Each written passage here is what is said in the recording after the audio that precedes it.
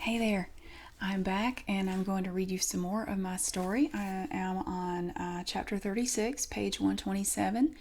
I think at the end of the last video I made, Lydia was on her way out of the town where she lived and headed to Dalton Fisher, Indiana to join the church and be in that area. So I'm going to pick up where I left off last time. So this is chapter 36. From the massive bay window of his new office, Pastor Faust could see the old sanctuary across the way, which was now being used as the church school and the senior center. It was a lovely view, and Pastor Faust enjoyed it as he sat at his new hand-carved desk, facing the window and preparing his sermons. The walls were done in mahogany paneling with burgundy trim along the ceiling beams, and the floors were all hardwood covered with oriental rugs that put Carl's pitiful little rag to shame. The church had a reassuring solidness to it that made Pastor Faust feel secure. Like the Methodist church in Dalton, it was made of stone and resembled a castle. Pastor Faust was going over the most recent tithes and offerings data when Denali entered the room. He hung his coat on the coat rack by the door and walked up quietly behind Pastor Faust's chair. "Praise the Lord," he said, and Pastor Faust jumped. "You're worse than Aiden ever was about scaring me. Praise the Lord for what? Look at those figures. That's something to cheer about. Every month they just get better and better. I bet we cleared over $5 million in the last quarter, and not a single parishioner has asked for a financial statement." He smiled. "Wonder why that is." Pastor Faust chuckled. "Gee, that is a mystery." Carl's happy with his silver star. He's hoping to bring in more money to the church and more parishioners. "What, with that work for yourself and stop making your boss rich pyramid scheme thing?" Pastor Faust said. "I can't believe the few parishioners he's got now would let him get away with that. He's hardly ever there for services because he's always off at one of their seminars someplace. That's what I hear, anyway. Why would you get involved in something like that? Why would he get involved in something like that?" "He says he enjoys it," Denali said, "and a ministry like the OACC needs a lot of revenue to keep going. The eunuchship program alone eats up, what would you say? Now, granted, we get their paychecks and assign them weekly allowances, and they do bring in new recruits, but would you say it costs the Baton Rouge Church $15,000 each month? With all the housing expenses, food, and travel, I'd say it's that much for the single brothers down there, at least that much." "You'll never get me involved in that silver star stuff," Pastor Faust said. "It's beneath this church to sell that junk just to make a little money. I hear Ray's thinking about getting the Los Angeles church involved in it. He says he can't make up his mind, but the membership's not looking too good there. He's been to several of those pep rally meetings for it. I could probably help him out, but I think it's downright blasphemous for a church to get involved in such a thing as Silver Star, don't you?" "I have no opinion of it one way or the other. Doesn't matter to me," Denali said. "If it's what Carl wants to do, what's the harm?" Pastor Faust laid down the several sheets of paper he had in his hand. "I don't care if he does it," he said. "Not really. Not as long as he sends me the money every month he's supposed to. That's why things haven't changed. You know that." Denali massaged Pastor Faust's shoulders. "What do you say we go out and do something fun while Aiden's gone? There's no sense in you being cramped up in this office day in, day out. I guess I could go home and see what Ruby's doing." "She's not doing anything," Denali said, "knitting something for one of the grandchildren with an apple pie baking in the oven. What fun would there be in going home to that?" "She could get the chef to make up some pies if she really wanted some," Pastor Faust said. "I swear we pay that man to just sit around in the kitchen and read magazines all day." "So what do you feel like doing?" Denali said. "We could go get something to eat, or walk over to the single men's houses and harass them some. Maybe we could take a ride in your new Corvette." "I would, but you see, the thing is—" "What's wrong, Charles?" "There's no easy way to say it," Pastor Faust said. "I'm tired of my life. It's perfect, and it galls me." "Oh, me," Denali said. "You're not bored already, are you? I thought this is what you wanted. I don't understand." "Neither do I," Pastor Faust said, and he stood up to move away from the desk. "Would you like to go over the plans for the annual conference again? That always puts you in a good mood.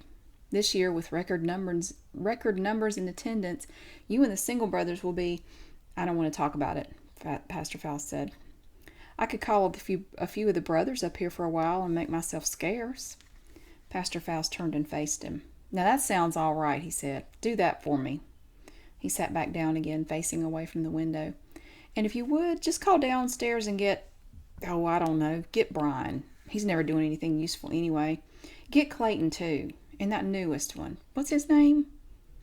I don't remember, Denali said. We get so many new men in here, I can't keep track of who's who except for the older ones. But I think I know who you're talking about. Have them all come up here, Pastor Faust said. They're all on the grounds somewhere. I think Brian's down in the computer lab. Well, that's where he's supposed to be in the evenings. And the other two should be hanging around in the office somewhere. You got it. Denali picked up the phone and made the arrangements and excused himself to take a stroll around the grounds of the Baton Rouge church. Brian sat hunched over his desk, staring at a computer screen, nodding off. During his years in the church, he had the practice of appearing busy down to an art, and almost everyone was fooled by it. The first trick he learned was that getting up every half hour or so and walking around upstairs in the office with a stack of computer paper in his hands was a great way to get sympathy for being overworked. Later on, he figured out that if he did this with an irritated scowl on his face, he looked even busier. Installing and uninstalling software on the church's many computers ate up a lot of time, too. And there's a lot to be said for simply hiding in the boiler room with a box of Twinkies, a bootleg copy of Mad Magazine, and a battery-powered alarm clock. He was able to accomplish very little every evening, weekend, and holiday by exerting a great deal of effort, and he was so proud of his diversionary tactics. But who could he tell? He was bursting at the seams with pride and had no one to share it with who wouldn't condemn him for it. He folded his chunky, hairless arms on the desk to rest his head and nap for a while just before the phone rang. Brother Brian? It was Archie, who was manning the phones in the front office that evening. You're wanted upstairs. Special meeting time. Brian groaned. Yes, sir. Thank you. He hung up the phone. Just as he reached the elevator and the doors opened, he heard two other brothers being paged over the intercom. Next section. Denali arrived at the Baton Rouge church just in time for an outdoor meeting of the Single Brothers, with Carl up on stage and all the men under a large yellow canvas tent. A big plastic banner which read, Silver Star, Be Your Own Boss, was tied and fluttering in the breeze just above the support poles near the entrance of the tent. Denali figured the symbol of this organization had to be a large Star of David. There was a gleaming silver one just above the catchy phrase on the sign. Huh. Somebody would have a problem with that under normal circumstances, Denali said. The Lord is calling us to branch out in new, exciting directions, Carl was saying as Denali walked around the southeastern corner of the tent looking for Aiden. We need to seek the face of God and show His glory to as many people as we can. He rocked back and forth forcefully, one leg in front of him and one behind, knees bending rhythmically, heel to toe, heel to toe. His hands never stopped moving as he said, Now the Lord has seen fit, as you all already know, to lead me in our newest endeavor, Silver Star. We try in so many ways to distance ourselves, to keep from fellowshipping with worldly people. We want to help them, but not be influenced by them. Well, Silver Star is going to give us that opportunity. Work fewer hours, make more money, and have more time to evangelize to the lost souls. Amen to that? So another way the Lord has shown me to do that is for us to learn how to be our own bosses. He coughed and loosened his tie, which was already practically unknotted. I mean, why spend your life making another man rich? Keep all that profit for yourself and for this ministry, I say. The brothers cheered. Denali spotted Aiden sitting on a small wooden stool just a few feet away from the stage. Why spend your life making another man rich? Aiden said to himself quietly. Silver Star or the man, either way they're benefiting somebody other than themselves. I love this. Most men would prefer to sail around the Caribbean or buy things, but Carl wanted to do this. Get the people to do what you want them to do. Why not? But with Silver Star, you just get more... He looked up. Denali had come close enough for him to hear what he was saying, and he put his index finger up to his lips and shook his head. Denali smiled at him. Hello, friend. Aiden nodded. I see he's at it again. Aiden folded his arms and sat back a little bit on the stool. He turned to face Carl, feigning interest in his motivational speech. It's going to work out well, I think, Denali said, also facing Carl up on the stage. What do you have in mind? Several things, Denali said. Don't worry, you'll enjoy it. What's Charles up to? Whatever his little heart desires, Denali said, winking. That's the name of the game, after all. The men seem to like what they hear, don't they? He nodded at the brothers under the tent. And they hear a lot of it. How long has he had the congregation involved in this? About 3 months, Denali said. Is it working out? Well, he preaches about it. He preaches about it now more than anything else. Ah, it's all about the money, Aiden said. That's coming along about when I thought it would. It's hard to work with a small ministry.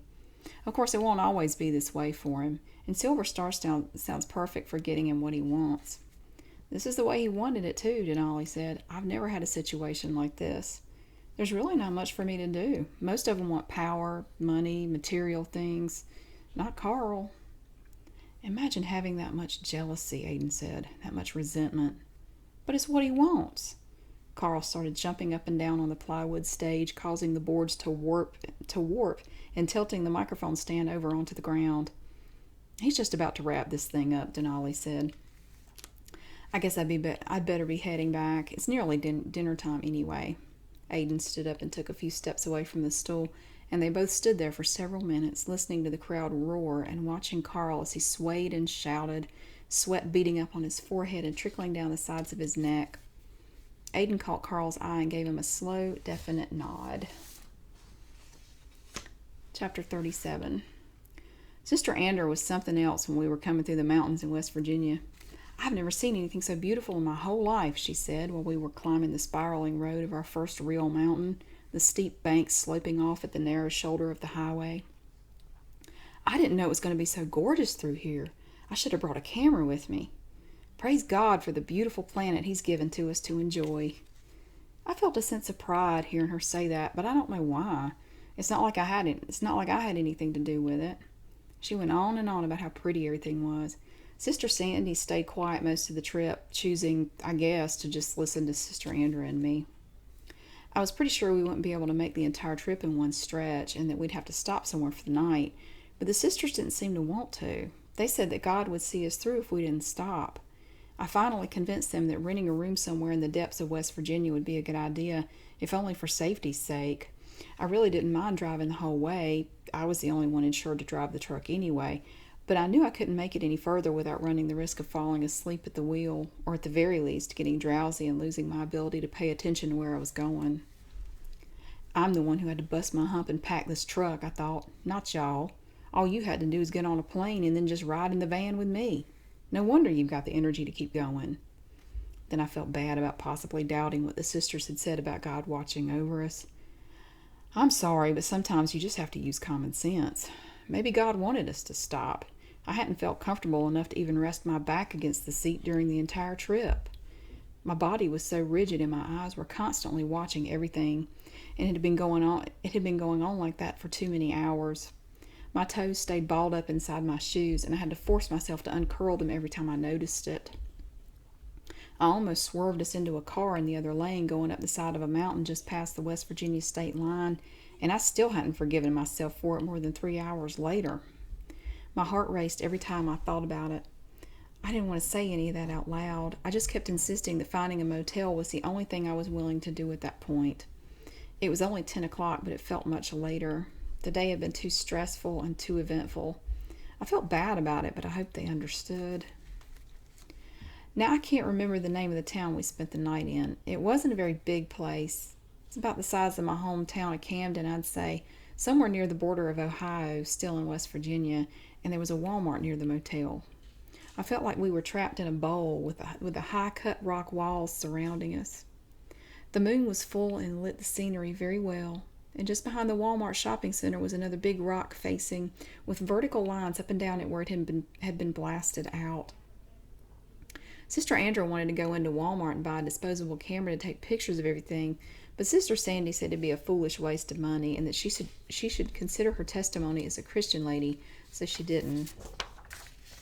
My camera was packed away in one of the boxes in the truck, but I didn't feel like trying to dig it out, so I didn't say anything. I thought about Frank and how very carefully he packed everything, and I didn't want to undo all his hard work until I was actually at my apartment. Besides, Sister Sandy added wearily, we've got to get Sister Lydia here into bed. She says she's tired after all. No more traveling tonight. We'll get there way, way behind schedule, but if she thinks she really needs to stop, well... We stood outside the motel room after I got us checked in and said a prayer, asking God to watch over us during the night and for the rest of our trip. Sister Sandy added the comment that she hoped God would forgive us if stopping to rest wasn't in his plan, as Pastor Faust had said we shouldn't stop to sleep or even rest anywhere along the way. Then the sisters called the church collect from the phone in our room to give them an update on our position. We prayed again the following morning before we left the motel and called the church to let them know we were getting back on the road after finding somewhere to eat breakfast. The truck with the tow dolly and my bus looked so lonely sitting out there in the parking lot of that motel, and then again in front of the diner where we ate our breakfast. I felt so out of place and wanted desperately to be anywhere but in West Virginia. Sister Andra seemed to sense my uneasiness. She watched me out of the corner of her eye as I drove onward, and just as we crossed the Indiana state line, she patted my right arm. "It'll be all right," she said. "Just wait and see how many people are going to be glad you finally made it. I promise everything's going to work out just as the Lord intended." Sister Sandy nodded in agreement but said nothing. We finally made it to the Dalton Fisher city limits just after 2 o'clock that afternoon. And as we took the last off-ramp onto the main road that ran through town, I heard a sickening thwack, thump, thump, thump coming from the back of the truck. I pulled off the road to see what the problem was, and I discovered that one of the tires of the tow dolly had blown out. "Doesn't that just figure?" I said, fuming. "We've got how much further to go? Maybe 5 miles? And then this has to happen."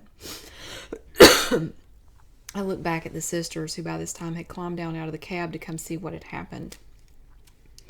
"If we hadn't driven all around that little town, all those extra miles, so we could stop for the night," Sister Sandy said, "we'd have made it all the way to the church with no problems. Probably to the rental station, too.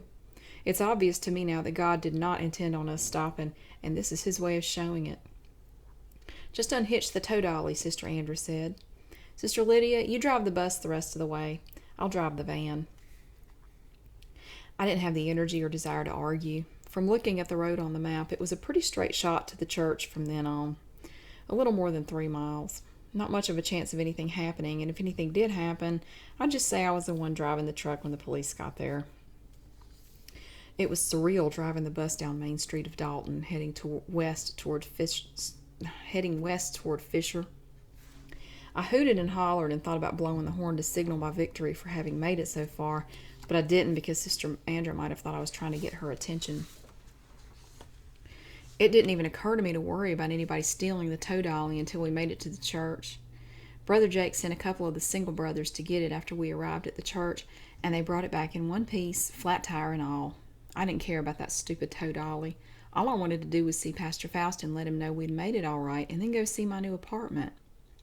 I had a small suitcase packed with enough clothes and toiletries to get me through the night, so I figured I'd just take it with me to the empty apartment and sleep on the floor. "Oh, no, no, no," Sister Andrew said. "Pastor Faust has already approved our request for you to stay with me tonight. We can't have you sleeping over at your place all by yourself with no furniture or anything. It wouldn't be appropriate.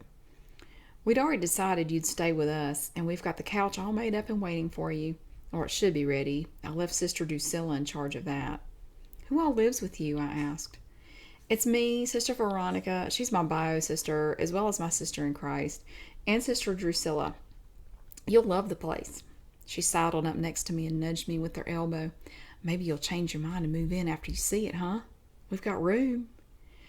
"Oh, let's just get there," I said. "I'm awfully tired." "But it's early. How can you possibly be tired? You're just a sleepy sister all the time, aren't you? Don't you want any dinner or anything? You've got to be starving. I know I am." "I'm really not all that hungry. I've been snacking all day on that stuff my grandma packed for us, and I think it'll do me until breakfast tomorrow morning. Then I can get busy unpacking." "I really think you should eat something," Sister Sandy said. "You'll waste away to nothing. You're almost there now as it is. No offense or anything. I know about your problem." I thought about my suitcase. At least I'd have something to take in once we got to Sister Andra's house. I wasn't going to argue the point. "Well, let's get there then," I said. "Is it far? What about Pastor Faust? Can I see him before we go?" "Pastor Faust is probably either at home or upstairs in his office working on something," Sister Andrew said. "He knows you're coming, though. He's kept up with our progress, thanks to us calling in and reporting along the way. The office staff will let him know we made it all right. You'll get to see him later on." I was disappointed, but I didn't say anything about it. It was about that time that I got my first good look at the new sanctuary. I'd flown out there a couple of times in the past 2 years, but not since the new church had been built and the old one had been converted into the school. It was really nice, and I could see how Richard could get so excited about it. "Is my brother working tonight?" I asked. "I'd love to see him before we go." "We really shouldn't bother him," Sister Sandy said. "The brothers have a lot to do in the evenings after dinner before they can go home. You'll see him later, I'm sure." Sister Sandy got in her own car out in the staff parking lot to go home after saying her goodbyes. Sister Andra called her house before we left to make sure my bed was made up on the couch and to ask Sister Drusilla to order a couple of pizzas for dinner. I drove her home in the bus. Sister Andra said she didn't own a car. She depended on the Lord to provide her transportation to and from the church every day. We went the first couple of miles in silence. "Gosh," I said, "I hope you don't take this the wrong way, but I couldn't imagine having to make it without my car. I guess I'm spoiled." "Don't worry about it," Sister Andra said. "A single lady in the ministry with a car is such a blessing. The Lord meant for you to have a car when you came here, so we should see it as a good thing. Don't feel bad. You'll have more opportunities to make yourself available and useful in the work of this church than you could even imagine at this point." She paused and thought for a moment before adding, "You'd be able to make it without a car, but not too well without God to help you out. Do you believe that?" "I do. I don't know how those worldly people manage. I really don't. I know how I make it. That's because I pray and ask the Lord for guidance. But those other people, sheesh. Anyway, make a left here and go up the street to that stop sign." I was halfway to her house, working my way through a maze of small streets to get to the place where I'd be spending the night. It was all I could do to keep my eyes open. I thought for sure the place was further up, or maybe across the street, when we pulled up in front of the building. "This is a store," I said. "This isn't it, is it?" Sister Andra laughed. "No, this is it. It doesn't look like much on the outside, but inside it's really nice." We got out of the bus, and I dragged my suitcase out through the back hatch. "It used to be a store," she said, unlocking the front door and holding it open for me. "It was a convenience store several years back, but then the man who owned it went out of business and decided to fix it up and rent it out." She flipped on 4 different switches, all next to the entrance, and dozens of fluorescent lights about 20 feet above our heads flickered to life. "I guess Sister Drusilla and Sister Veronica have gone out somewhere. Maybe they decided to go pick up the pizzas instead of having to pay the delivery guy to bring them out. I didn't even think to ask them if they had any money." I set my suitcase down on the large sectional sofa in the middle of the living room floor and looked up and around. There were 2 lofts about 15 feet up off the floor, and Sister Andra told me that that's where her sister and she slept. "Sister Drusilla's got the bed under the stairs here," she added. "I know when I was a child that's where I got sent when I was bad. You know, you have to stay in the little closet under the stairs and do without dinner." I told her I grew up in a 1-story house and had never had the pleasure. She showed me around the rest of the house and informed me that 2 gay men rented the smaller apartment upstairs. "They go in the separate entrance in the back," she said. "There's stairs back there. We hardly ever see them, but we hear them arguing a lot. It figures. I keep trying to get them to come out to the church, but they always turn me down. Maybe they wouldn't fight so much if they'd come see things the way the Lord intended. Amen." "Amen," I said. I wondered if she could ever hear them romping around up there and what it would be like to have to explain certain noises to the sisters who showed up for the evening Bible study. "I like the beaten, slick hardwood floors in the place and the old-timey bathtub.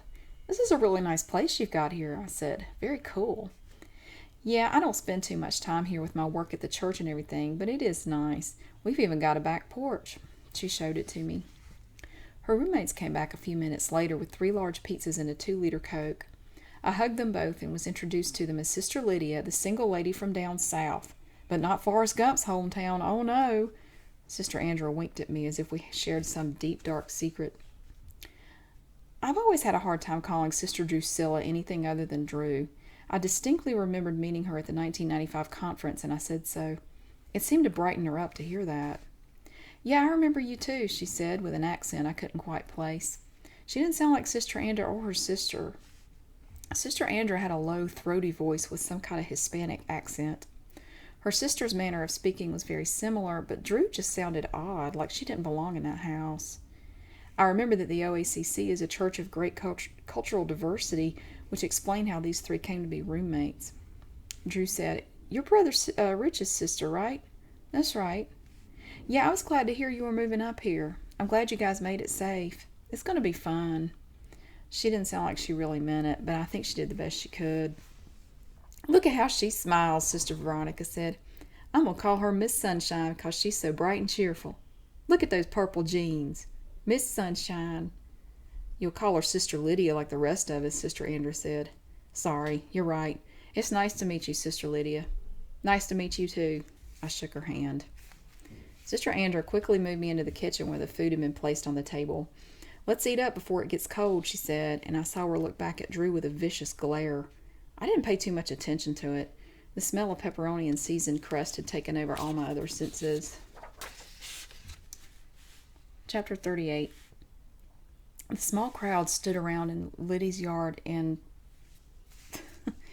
The small crowd stood around in Lydia's yard in Nathanville for quite a while after the Ryder truck pulled off, watching it until it was out of sight and waving, uncertain whether or not the passengers could see them wave.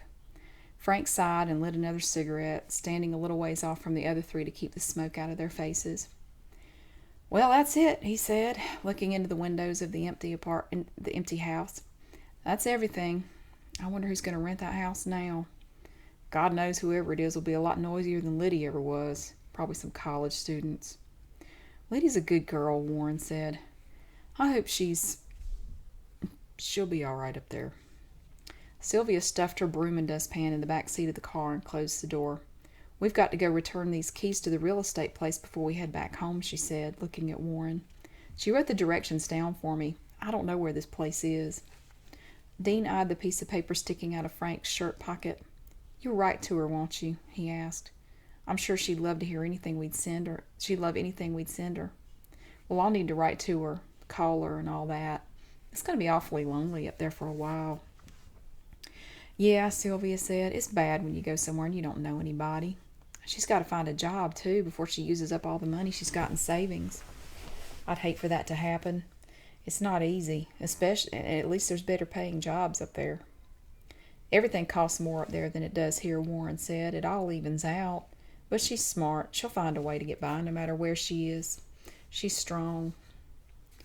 Frank shuffled his feet across the gray, powdery ground and rocked back and forth slightly. "I think I'll go take a nap. I got the rest of the day off and nothing else to do."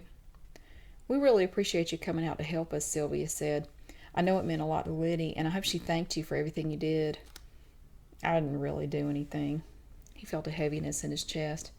"If I'd been able to stop her, that would have been doing something." "I reckon you need to head on back now," Sylvia said to Dean after a minute. "Who's taking care of Verna for you this afternoon?" "Charlotte's over there. I took the day off work today to be here, but I told Charlotte I'd be back down there by dinner time at the latest. The doctor's got Verna on some new medication that's messing up her sleep worse than it already is. Now it's like she wants to stay up all night, and we're supposed to give it to her at 9 o'clock in the morning, but it makes her so drowsy she sleeps off and on all morning until after lunchtime. We'll have to start giving it to her later in the day, I believe. She can't hardly tell where she is anymore." His eyes widened as he looked away from the others. "I have to fight her because she thinks I'm trying to poison her. It's a constant thing now. It never lets up. She doesn't know who I am most of the time, especially at night. I don't know what it is. I told her doctor I think it's all that medicine he's got her on. I asked him if we could cut it back. There's got to be something she can go without. They give her all these things that supposedly help her not think so crazy, and I think it's the pills that are doing it to her. Why can't we try a different combination or something?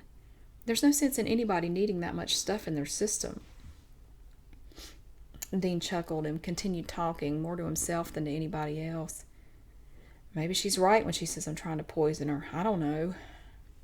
The doctor says that medication helps with the pain and the dementia and all, but it's got her so doped up you can't hardly get her to do anything at all for herself."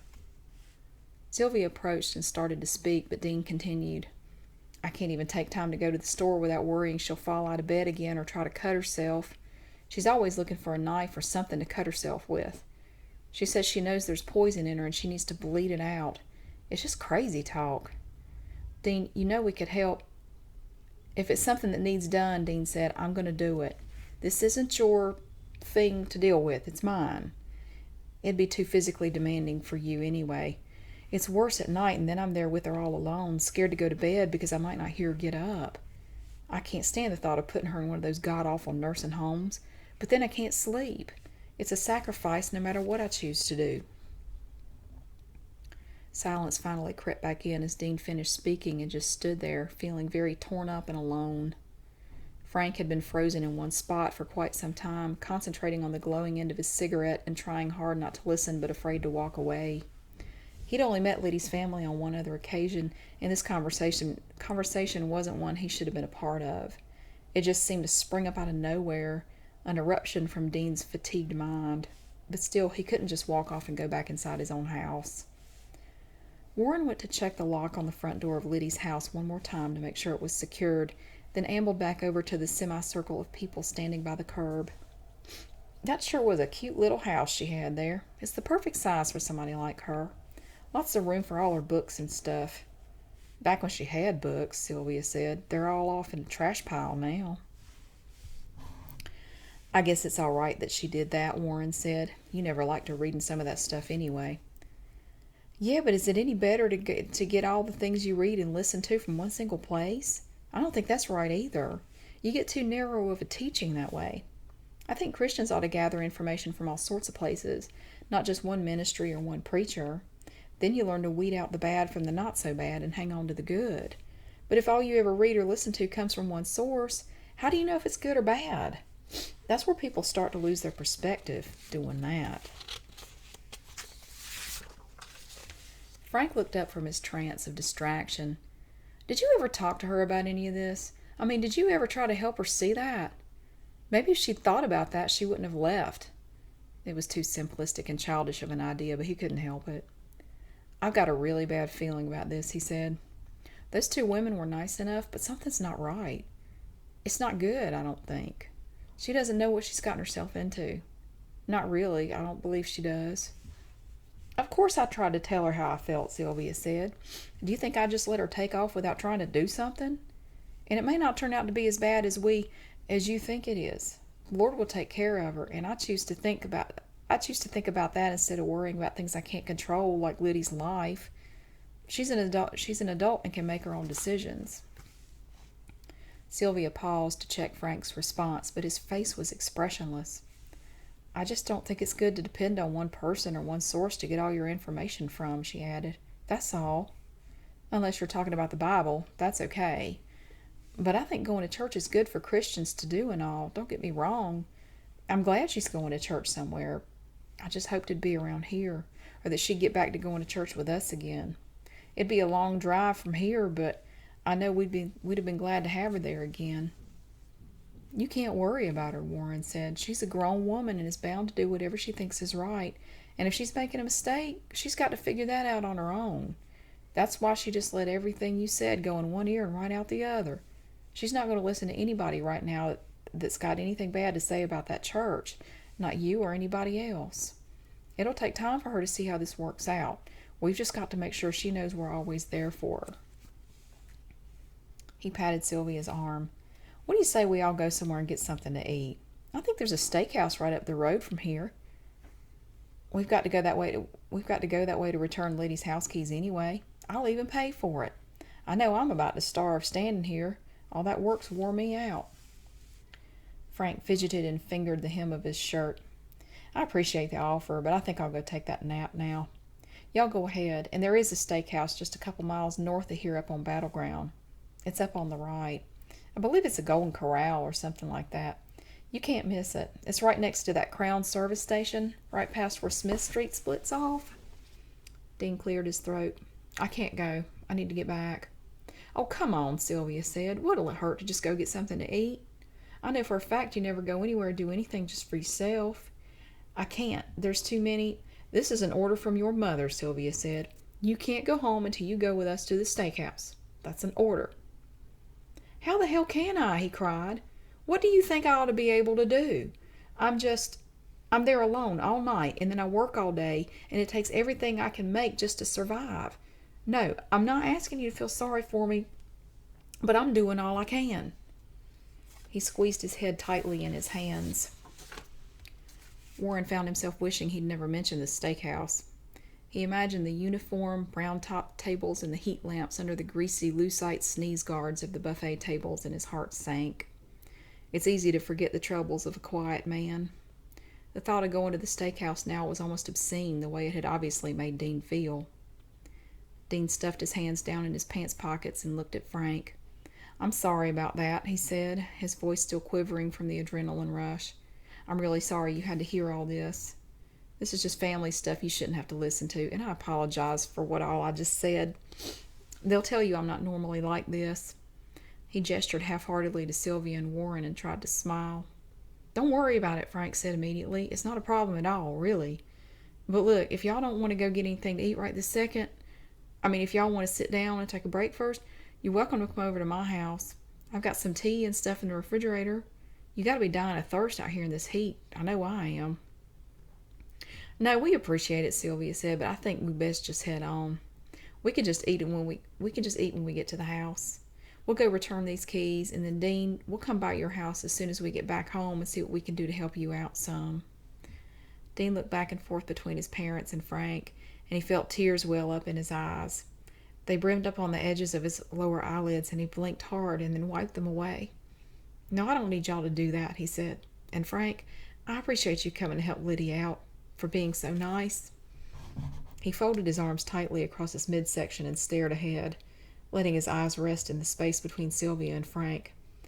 "I wish things in my life—" "Dean, don't," Sylvia started to say. "No," Dean said to Sylvia, "I'm all right. I'm fine. Y'all are really good people. You are. You'd help anybody, do anything you could for somebody. And I'm glad to know you, Frank." He shook Frank's hand. "You're a good man, and I'm glad Lydia had you for a neighbor all these years. She never had anything but good words for you." Then he turned to Warren and Sylvia. "I'll see y'all later in the week. But y'all don't have to stop by this evening. I've got some things I need to do. I'm going to head on back now." He eased into the driver's seat of his car and slowly backed out of the driveway. Little bits of gravel on the street crunched and spun out from under his tires as he straightened the car up and drove south toward Highway 220. Sorry. Bad memories. Sorry. Okay, this is a different section. This is not related to that. Chapter 39. Pastor Faust had just sent Stuart to pick up Eduardo at the airport and headed down to dinner with the rest of the brothers when Aiden made it back to the Dalton Fisher Church. He made his way up to Pastor Faust's office and closed the door. Everyone was in the dining room except for the front office staff. Meals could be brought to them after everyone was served so they could work without interruption. He leafed through the papers on Pastor Faust's desk and stopped when he found one with the church's staff accountant's handwriting at the top of the page. He was looking at the financial reports for the previous month. "It's a shame nobody here really knows what a profitable business this ministry is," Aiden said to himself. "They'd really be proud." He folded the report in half, then half again, and tucked it in his back pocket.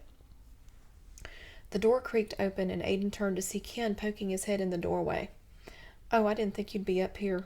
Aiden smiled. "It's all right. Come on in. I promise I won't bite. I thought you'd be downstairs still eating dinner."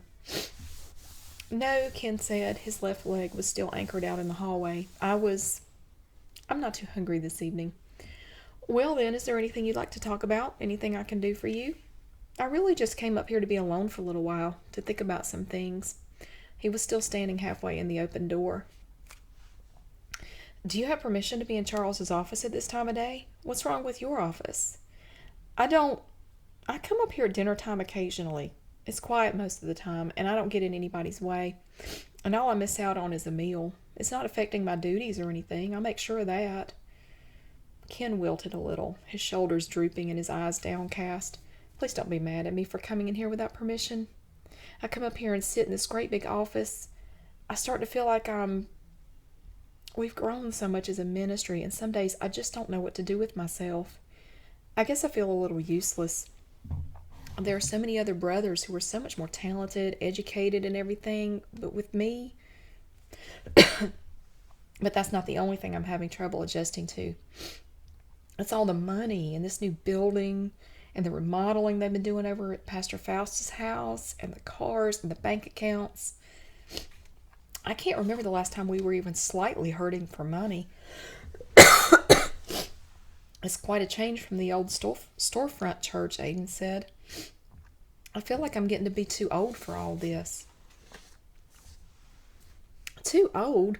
How old are you? Aiden asked. Just too old. Why don't you come in and have a seat? Aiden said. Come over here and sit on the sofa. That's right. Let me move this stuff out of the way. Okay then. Nobody will bother us for a little while yet. So is it just all the dramatic change? Too much stress? Ken leaned over the sofa and massaged his right calf. He looked up at Aiden standing over him. It sounds ungrateful, but when we first started this ministry with the little storefront church in Dalton, Pastor Faust and I prayed for a strong, resourceful ministry that could reach people all over the world and teach them the truth about the Lord, and here we are. We finally got what we prayed so hard for, but I miss our little church. I'm just having a really hard time getting used to all this. But this isn't a new thing, Aiden said. The church has been steadily growing now for the past 20 years or so. Pardon me for saying it, but in all those years, you mean to tell me you haven't gotten used to the idea that Charles has finally been given what he's always wanted? A powerful, effective ministry? A ministry that has grown to cover the entire globe? See, that's where I start to feel guilty, Ken said. I know God is working through Pastor Faust. No man could ever accomplish what he has without the Lord's help. Aiden grinned. I know this ministry is a wonderful tool for spreading the gospel, Ken said. I can see it in all the missionaries we train in the Word and send out, all the fellowships we've been able to set up around the world, all the parishioners in this church alone. We have thousands of members on the Navy base and in the Tri-County area, and the Methodist Church has practically been sucked dry. He let out a faint sigh. My old church. But sometimes I just wish things were smaller and a little more intimate, simpler, like they were back in the beginning. The ministry doesn't feel as personal as it used to. But how can you reach the masses with a church like that? Aiden said. Sure, you can maybe save a few local people, but that's not what God had in mind when he came to Charles in the vision so many years ago. It sounds like a cliche, but I happen to know that God works in mysterious ways. Do you believe that, Brother Ken?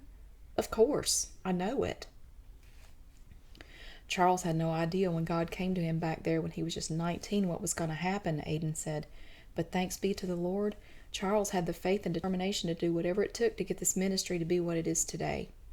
I admire him for his conviction, and as hard as it is for you and some of the other brothers who have been here for a while to adjust to the big changes that have come about in the last 20-plus years, we have to push on and do what's best for the ministry so it can continue to grow and reach the lost souls out there. He sat down beside Ken. That's my ultimate goal. I want to touch as many souls as I can. I'm ravenous for them sometimes. I can't wait to get my hands on them, to help them see the glorious treasures that are in store for them if they just join my brotherhood of faith. You know what I mean? I know that desire. Yes, sir, Brother Ken said. You got to stay strong, Brother Ken, Aiden said. You know that. It's crucial to this ministry. You set an example for a lot of brothers in this church, and they look up to you. You're a living testimony 24 hours a day, and you've got to show your hunger for the unsaved to those men, so they can also catch the vision and go out and bring in other lost souls to this ministry, so we can save them with the truth of baptism in Jesus' name. Yes, brother. It's pretty simple if you think about it, and as all true Christians come to learn, simplicity is God's greatest gift, except for salvation. Keep everything simple. All you have to do is listen to God's direction coming through your pastor and accept his guidance, and nothing will ever happen to you that you can't handle. It is amazing when you think about it, Ken said, all the things we've been able to do since the ministry was founded. I'm grateful just to play a small part in all this. And you should be, Aiden said. I know I am. I wouldn't be here if it weren't for Pastor Faust's dedication to achieving the goal that's been placed before him.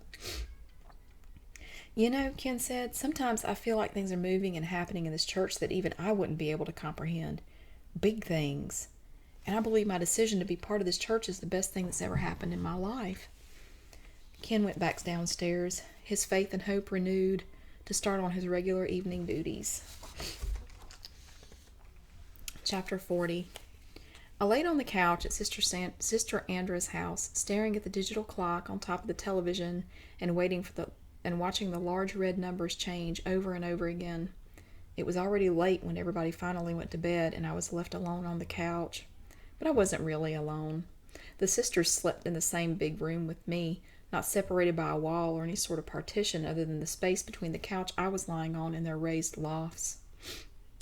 Drew had squirmed into her twin bed under the stairs and shut the little door. It looked like she was sleeping in a dollhouse to me, and considering the size of her, I didn't see how she could comfortably do that. With the few minor bouts of claustrophobia I'd had in my life, I knew it would drive me nuts. I was still awake at 1 o'clock in the morning. I listened to somebody snoring and thought it might have been Sister Andrea, but I couldn't be sure. I'd reached the point of absolute exhaustion, but my mind was racing and wouldn't let me go to sleep. What if I had a crazy dream about my former worldly life and talked out loud about inappropriate things? What if one of the sisters heard me and told Pastor Faust? I sat up for a while in the dark, still watching the clock every now and then, and I tried to remember every moment from the past 2 unbelievably long days. Eventually, I fell asleep sitting there, and I woke up again sometime around daybreak when Sister Andrew's alarm clock went off. She groaned, slapped the snooze button, and went back to sleep. I was wide awake again after that. If the clock on the TV was right, I'd only slept about 3 hours, but I didn't feel the least bit tired. I got up and tiptoed across the living room, the old floorboards squeaking under my feet, and went to the kitchen to see if any pizza was left. It was all gone except for a shred of crust and a little cup of dipping sauce. Somebody must have raided the leftovers in the middle of the night, because I swear there were at least 4 slices left in the box in the refrigerator when we all went to bed. I sat at the kitchen table and nibbled on a piece of bread while I mentally sorted through a list of things that had to be done that day. The first thing on the agenda, as far as I knew, was getting dressed and driving the moving van over to my new apartment. I didn't know who'd be there to help us unload it, but I hoped to see Richard. He'd promised to take the day off work to come help, and I looked forward to seeing him again. I'd visited the Dalton Fisher Church several times since the 25th annual conference, but only once had I been able to talk to him for more than 10 minutes. I knew we'd head over to the church to see what was going on after we finished unloading. I got another piece of bread and pulled the crust off. Sister Andrew's alarm clock went off again, and this time I could hear her getting up. The trip down to North Carolina and back up to Indiana must have taken more of a toll on her than I originally thought. She looked like an absolute wreck when she came stumbling into the kitchen, sleep still hanging around her eyes as she showed surprise at seeing me sitting there. "How long have you been up?" she asked. "Not long, maybe 10 minutes or so." "Why didn't you wake me up? You shouldn't have to sit in here all by yourself." "I really don't mind it," I said. "Living alone for so long, you get used to spending a lot of time by yourself. I sort of enjoy my time alone. I've lived alone for so long, I think it'd be hard for me to go back to having roommates and stuff." She paused for a minute, eyeing the piece of bread in my hand. "Why don't you come live with us? It'd be so much fun.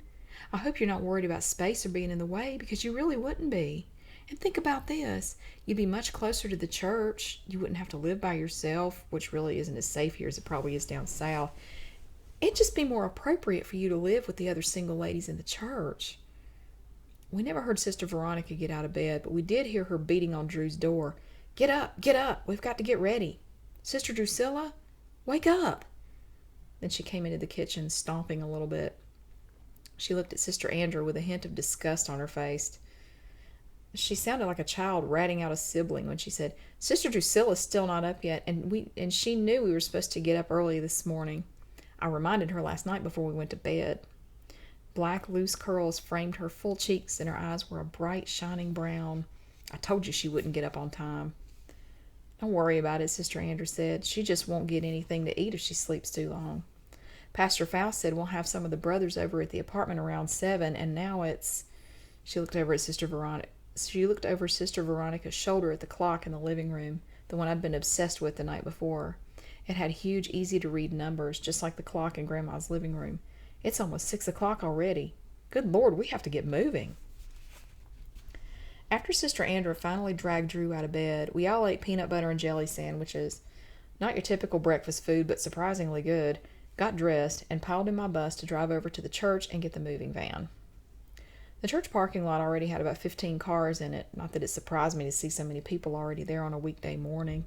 They were mostly the cars of staff brothers who lived somewhere other than the single brothers' apartments. Men who worked evenings or third shift came to the church to complete their assigned tasks in the morning rather than in the late afternoon or early evenings.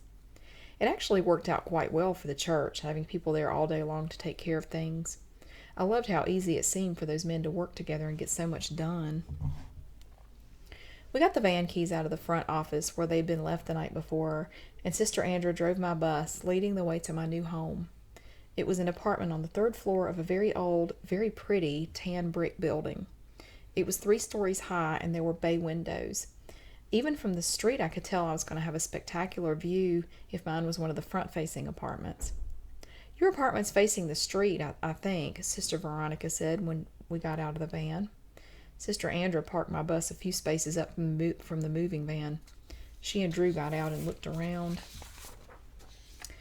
It is, Sister Andrew said. I've already seen it. But I'll tell you, Sister Lydia, you're not going to have a whole lot of room. You're going to have a lot of stuff in here. You got a lot of stuff here to fit in that little apartment. I'm sure it'll be fine, I told her. You'd be surprised what I can fit in a small space. My first apartment was about the size of a postage stamp. I didn't have as much stuff then, but still...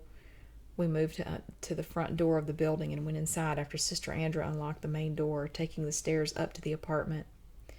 The building used to be a Hilton hotel, or that's what it was about 10 years ago, I said, still thinking about my old apartment. When it rains, you can still see where the old Hilton emblem was on the side of the building. The wet cement shows it really well. I don't know what that building was when it was originally built. I know it was some sort of hotel, but then Hilton bought it a while back and renovated it. Then they turned it into apartments after somebody bought it from Hilton. No one was paying attention to me, not that I blame them. I was just rambling because of my nerves. I smiled when I saw the artistic wrought iron banisters painted over and over again until settling into a lustrous black. The window panes had a slightly wobbly fluid texture to them. Here we are, Sister Andrew said, stopping at the door just past the 3rd floor landing. I've got the key. She had 2 keys in her pocket, and she stuck one of them in the lock. I'll give you these keys once we're inside and check everything out. Just remember that the smaller one is for the door, and the bigger one opens the door going outside of the building. Don't lose these or let anybody borrow them, and don't let anybody in the building unless you absolutely know they live here. But you shouldn't have to let anybody in who lives here because they'll have their own key. You'll have to go let in any visitors you have, like for Bible studies and stuff. Are you ready? I'm ready, I said. All right, here we go. She opened the door and walked inside. From looking at the living room, I thought it was going to be at least as big as the hotel apartment I'd lived in. But when we got to the kitchenette, there was a wall, and that was it. A tiny bathroom stood just off the kitchen area on the right, and it was hardly big enough to turn around in. Please tell me there's a secret entrance to the rest of this apartment, I said, and I was only halfway kidding. I looked back into the living room, then around the kitchen. Sister Andrew shook her head in response to my question. Where's the bedroom? I asked. There isn't one, she said. Oh my. I must have looked horrified. Sister Andrew grinned. I told you it was small, didn't I? You don't have to live here if you think it's going to be a problem. And you know what? It'll be a whole lot cheaper to live with us and save your rent money. You don't even have a job yet, do you? Well, no, not yet, but I'm going to start looking. How do you know you can afford this apartment all by yourself? It's $450 a month, remember, and you don't know how long it's going to take you to find a job or what kind of salary you're in. You don't know what kind of salary you'll end up with. I really think you should reconsider. I mean, why take chances? It's better to be safe than sorry, and why waste money on rent when you don't have to? You'd have more money for your tithes and offerings to the church if you lived with us, too. She shrugged her shoulders. But it's entirely up to you. I'd hate to be in your shoes if you can't pay the rent and, God forbid, end up getting evicted, but you're always welcome at our house. It'd be just us single Christian girls." "We'll see," I said, trying to hide my newfound terror at the thought of living in that little bitty apartment, if I could even afford it. Sister Veronica reminded us that the brothers who'd been assigned to the task of helping us unload would be there soon, and it was our duty as hospitable sisters to go out and buy some refreshments for them. The four of us got back in the bus, and with Sister Andrea giving directions, we went to Cub, one of the local grocery stores. "Cub?" I said as we pulled into the parking lot. "Who'd name a grocery store something like that? Just Cub and nothing else. What kind of idiotic name is that?" "That's just what it called," Drew said. "It is sort of dumb, though." "I never thought about it. What a stupid name." Sister Andrea glared at her again. She did that a lot, I noticed. I wondered if that was why Drew hardly ever spoke. The store was pretty big inside, and it looked a lot like some of the lower-end Harris Teeters back home. They even had a floral department. "I bet you never saw a supermarket like this," Sister Andrea said as we headed back toward the grocery end of the thing. "They've got a pharmacy in here, and a 1-hour photo, and then the floral department you just saw. Isn't that something?" "Actually, we do have stores like this back home," I told her. "They even have running water and flush toilets in the restrooms, if you can believe it." I don't think she heard the last part.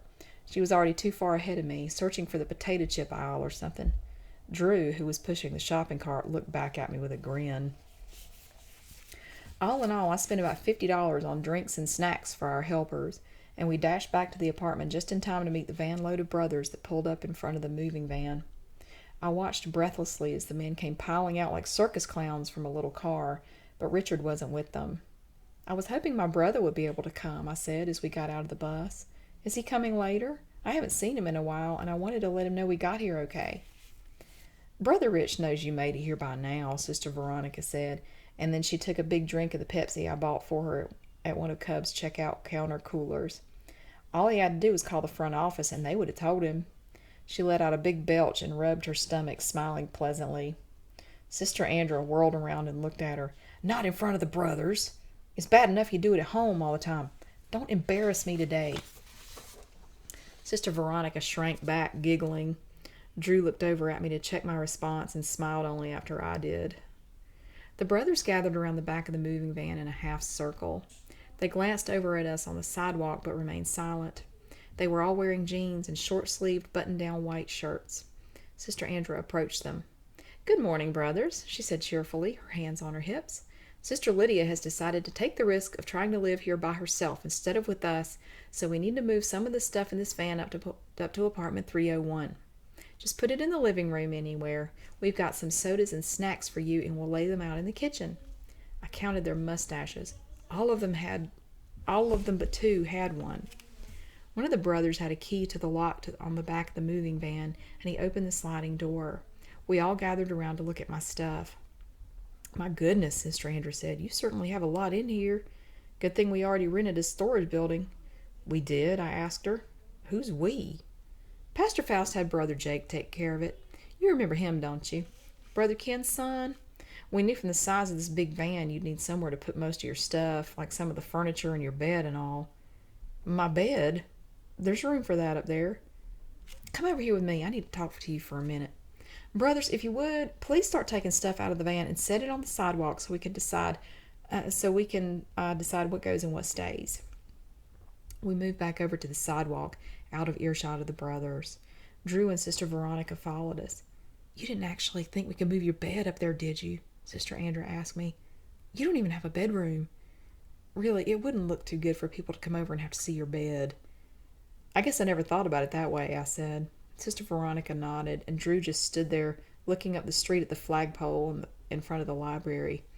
"And I know this will sound like a stupid question, but where am I supposed to sleep? Did you notice the couch in the living room? It was a donation to the church several months back, and we'd been wondering what to do with it. It's not new, but I think it's okay. They moved it in yesterday. You can sleep on that." "Is it a fold-out couch?" "No," Sister Andrea said, "but I'm sure it's comfortable. You could put blankets on it and it'll be fine, no problem. There shouldn't be any bugs or anything in it. If there are, we'll just do a bug bomb in the apartment." I looked back at the van and the men taking my personal belongings out of it. They were handling things pretty roughly, and I stepped back over into their vicinity. I gasped just as three of the brothers were about to practically fling my dresser out onto the pavement. "Hold it," I said before I could stop myself. "That's an antique. I know y'all are being careful, but please handle that thing carefully. It's over 100 years old. It was my great-grandmother's, and it's sort of fragile." I swear I saw one of the brothers roll his eyes at me. "Let's start sorting this stuff out," Sister Andra said. "Sister Lydia, I suggest you just hang out here with us. The brothers are going to move your clothes and some other stuff, but not the bedroom furniture for the reasons we spoke about. So, brothers, just leave the dresser, bed, and most of these pictures in the van. Oh, the nightstand, too, and that laundry hamper. Bookshelves? No room for bookshelves. That's good. We'll take that stuff over to the storage building when we're done unloading everything else that'll fit." Chapter 41. Amidst all his shouting and pep rally-style behavior up on that Silver Star stage, Carl couldn't help but be impressed with the impact he was making on the brothers in attendance. Denali stayed seated on his little stool during the speech, listening to Carl go on and on about the wonderful business opportunity God had seen fit to reveal to him. "We are from this world," Carl said, "but we are not of this world. Do you understand, brothers? We aren't like other people. I'm sure you know that by now. I know most of you have been in the ministry long enough to realize that. We're not even like those other so-called Christians out there. No, we're different because we really know what it means to be a Christian. It's not just going to church once a week. It's not telling other people we're Christians. It's a way of life, 24 hours a day. Amen? So we have to branch out and seek new ways to support ourselves in our ministry because we're so different, unique, special, chosen by God. I hated working out there in the world, and I was so happy when the time came that God told Pastor Faust that I was to be his right-hand man. Now, granted, a lot of things had to happen. A lot of personal sacrifices had to be made in order for God's will to be done in my life. But I'll tell you here today, it was all worth it just to be where I am at this moment, talking to you wonderful people. I went from just being Brother Carl to being Pastor Steele, and life's never been better. I want a better life for you men, too. That's what Silver Star is all about. Now, most of you are already distributors, but we need to start seriously recruiting the sisters and the families, too.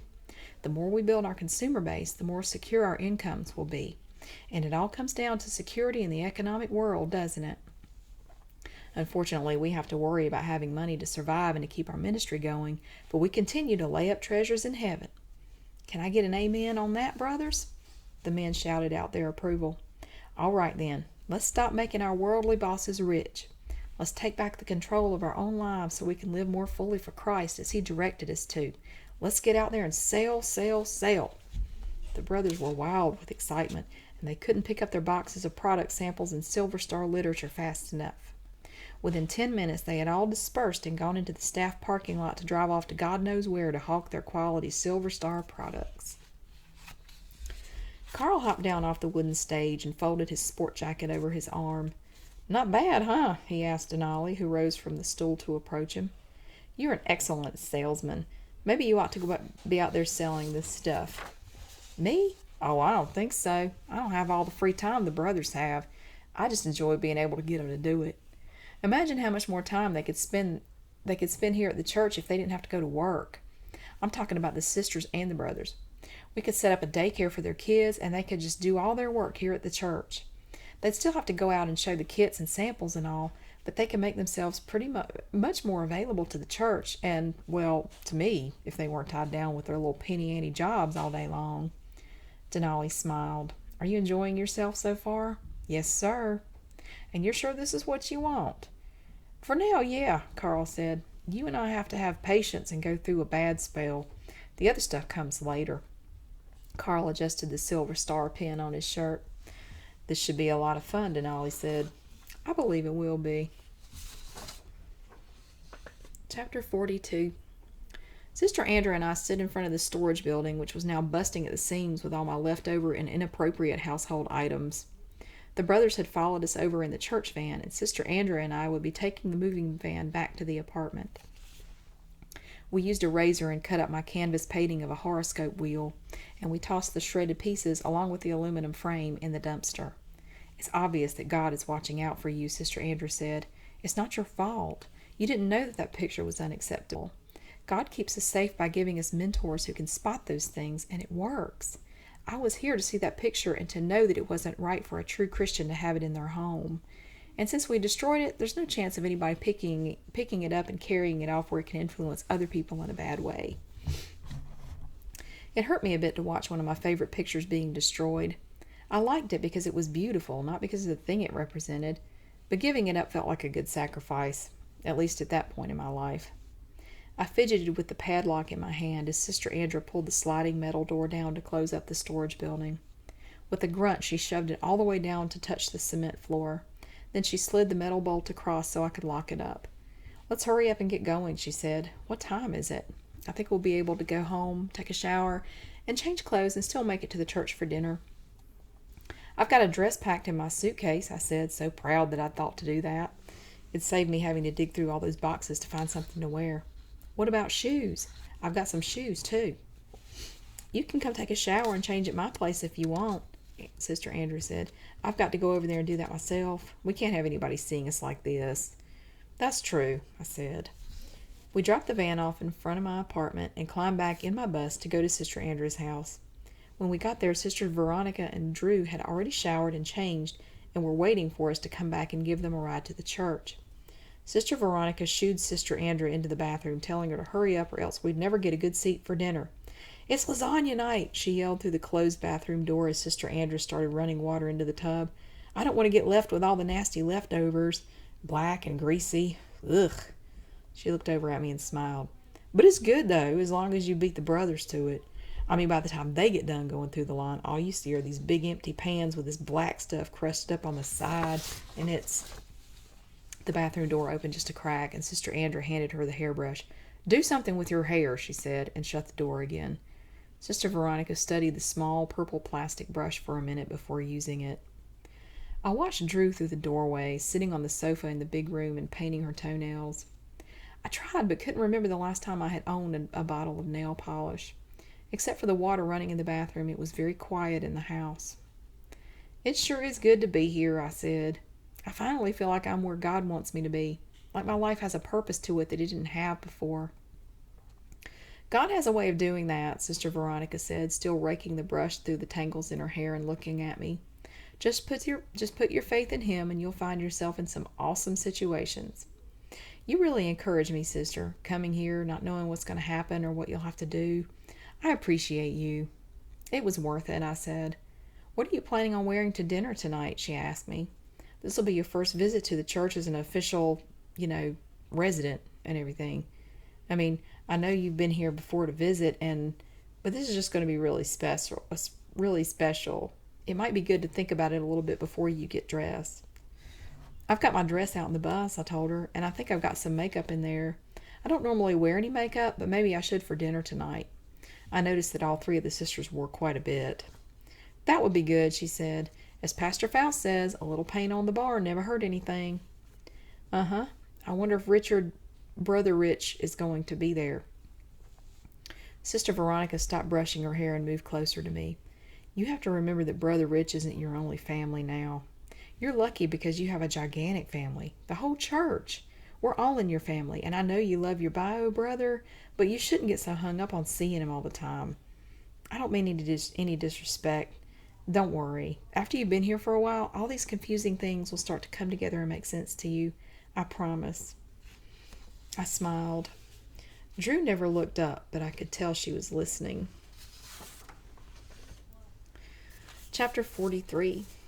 Pastor Faust and Aiden took their seats in the dining hall around 6:30, just before the kitchen staff had finished laying out all the food, and just before Lydia and the other sisters arrived. "There's the new one," Pastor Faust whispered to Aiden, seeing Lydia. "Watch this." "Oh, sisters, could you come over here for a second before you sit down?" He stood up and smoothed out his suit. The sisters approached, with Lydia walking in front. They smiled graciously at the pastor. "Yes, sir," Andrew said, almost bowing before him from across the table. "I see you brought Sister Lydia with you. It's so nice to finally have you home where you belong." Lydia shook his hand and grinned even wider. "Thank you, Pastor."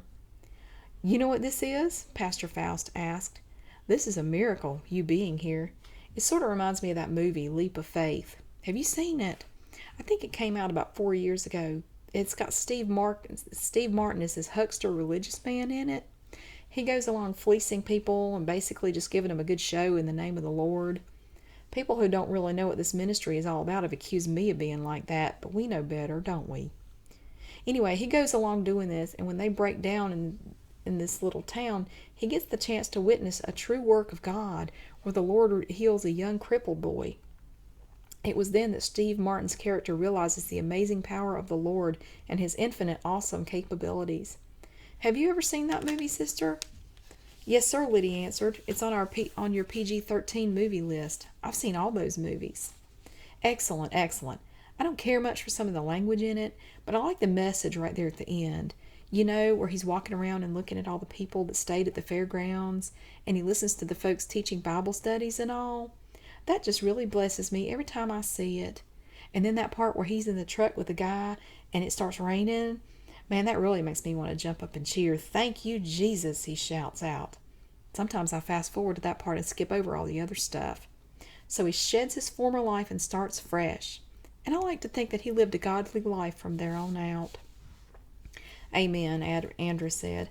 It reminds me of you, Sister Lydia, as I was saying, because you've been on a great journey of discovery.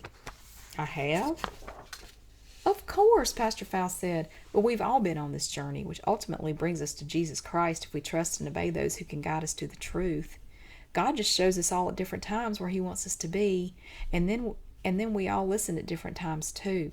He's finally got your attention, and here you are. That's why you're a miracle. He shook her hand again. One more saved soul, and I love you, sister. I'm so truly grateful that you're finally here.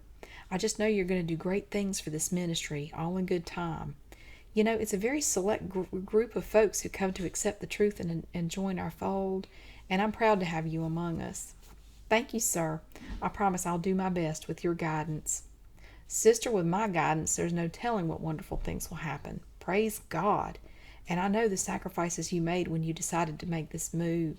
It took a great step forward in faith for you to leave your home behind and come to Indiana, and I appreciate that. Lord knows I've seen the beauty in North Carolina, and that couldn't have been an easy thing for you to drive away from forever. Pastor Faust grabbed her hands across the table. But sister, I want you to know that your parents, yes, both your mother and your father, are watching you from heaven. He nodded up towards the high vaulted ceiling of the dining room. They're so proud of you for what you've done and what you'll do here in this ministry in years to come. Sister Lydia, they've already seen the great works you'll do for the Lord, and praise God, it's a sight to behold. Lydia smiled, trying not to cry, and Pastor Faust gave her hands a squeeze. Just remember, I love you and the Lord loves you. Now y'all best go claim a seat before all the other ladies come in. I look forward to seeing you around, Sister Lydia. The sisters walked away, and Pastor Faust chuckled. What do you think? He asked Aiden, who had remained unseen by anyone other than Pastor Faust. What do I think about what? About that new girl. She's something from what I hear, college educated and everything. And she's Brother Rich's sister. She's the one you met at the conference a couple years ago, but I don't think you've had the opportunity to see her since then. Aiden just looked at him. She might be a good influence on those three there with her. You never know. Not that I think they need to be just like her. She's different. Look at her confidence. She's still a little uncomfortable because she's new. You can tell it, but she's got a graceful walk, and she's pretty. It shows that she takes care of herself. She's already got the dress code down pat, too. She'll look good sitting on the front rows for the cameras. Maybe her being here will help some of the others see they need to drop a little weight and stop being so... What's the word? Frumpy? Aiden said. No, not frumpy. I just wish the single ladies would take better care of themselves. You know, not let themselves go like they're prone to doing. It makes the whole church look bad. I mean, the married sisters always blow up like balloons not too long after the wedding. But what excuse do the single ladies have? They'll never find a husband looking like they do. I guess what I mean is the other sisters may get a fresh perspective on things by being around her. Aiden smiled. I have a feeling they will. Look, Pastor Faust said, here comes Brother Brian, coming in over yonder. Can you believe that? I swear I've never... Pastor Faust and Aiden watched Brian come to a stop halfway through the main entrance of the dining hall and stare at Liddy. And with me sitting here in plain view of the whole thing, Pastor Faust said. Well, he can't get out anymore, Aiden reminded him. We bolted his windows shut 2 years ago, and you can lock his bedroom door from the outside if you think that's necessary. Or I could just have a talk with him. No, I like the thought of keeping him in line myself, Pastor Faust said. He needs to know who runs things around here. Just don't let the fire department find out about the locks and stuff.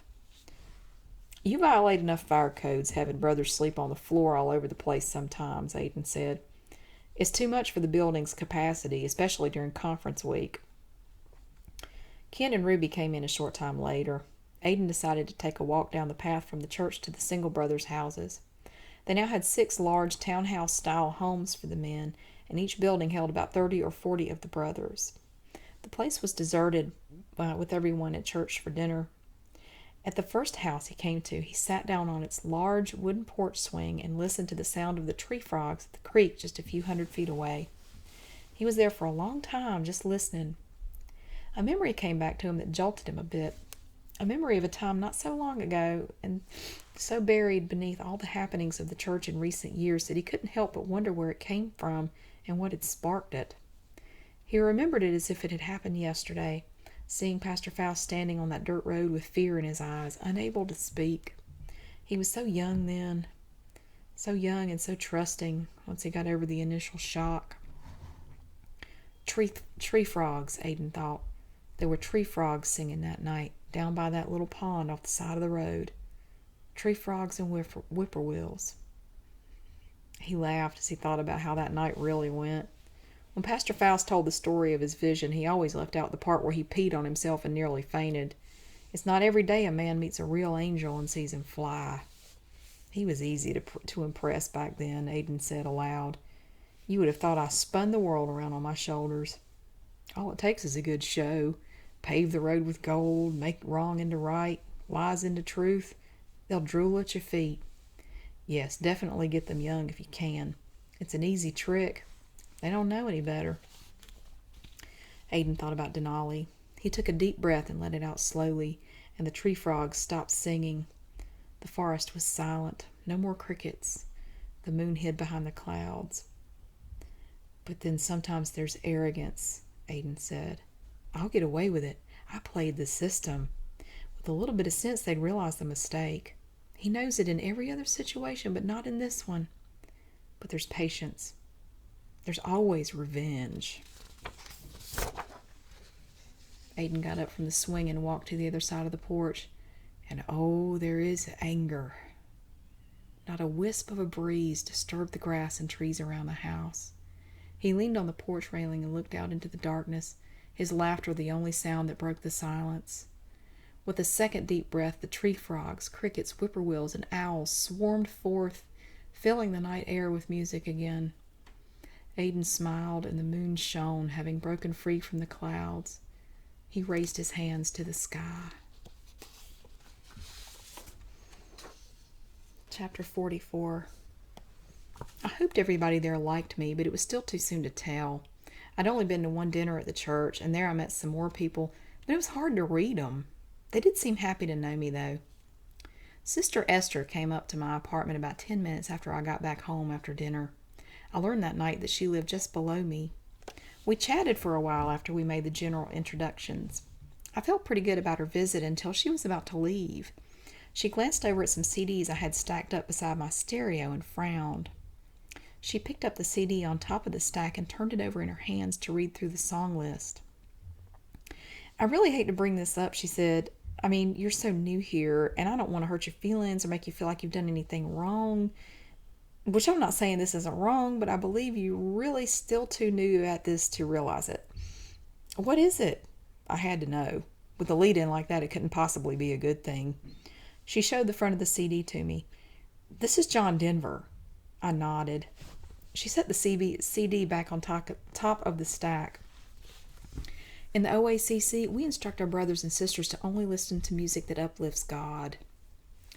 Sister Esther picked up the CD again and looked at the song list. Like this one song, Rocky Mountain High. Not only does it not uplift God, it glorifies drug use as well. Listen to that title, Rocky Mountain High. Ugh. She lowered her head and raised an eyebrow as she glared at John Denver's picture on the front of the CD. friends around a campfire, everybody's high. I'd forgotten about that. I felt really bad about it, but I tried to defend it anyway. There's also a line in that song that does glorify God, I said, and I ran through the verses of the song in my head. It says in there where he's talking about walking through the mountains, you can talk to God and listen to the casual reply.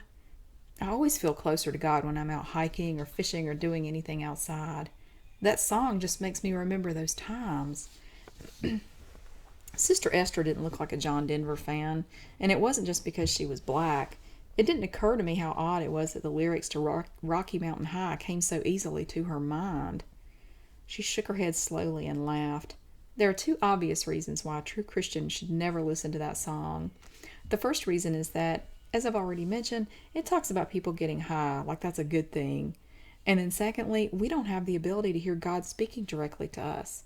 Well, we may hear him in answer to a prayer, but the problem is that Satan talks to us too. And without the intervention and discernment of our pastor, we can't ever really be sure who it is that's trying to give us direction, God or Satan. You do understand that, don't you? I nodded and she held the CD out to me. Now then, what do you think we should do with this?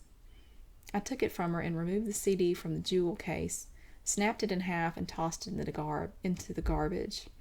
I tore up the paper inserts inside the jewel case and threw them away too. Sister Esther gave me a hug. Your heart's in the right place, she said, and I felt like I wanted to cry. You've just got a lot to learn. The left side of my face pressed against her jacket lapel as she stood there holding me, rocking gently from side to side.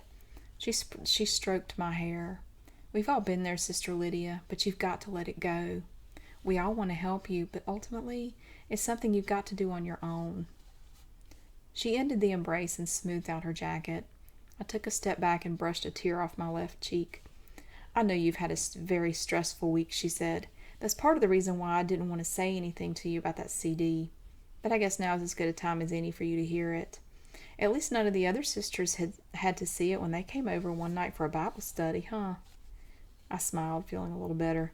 Yeah, that would have been embarrassing. They may not have gone as easy on you as I did, she said. It's a good thing I just happened to look over there and notice it. Yes, ma'am, you're right about that.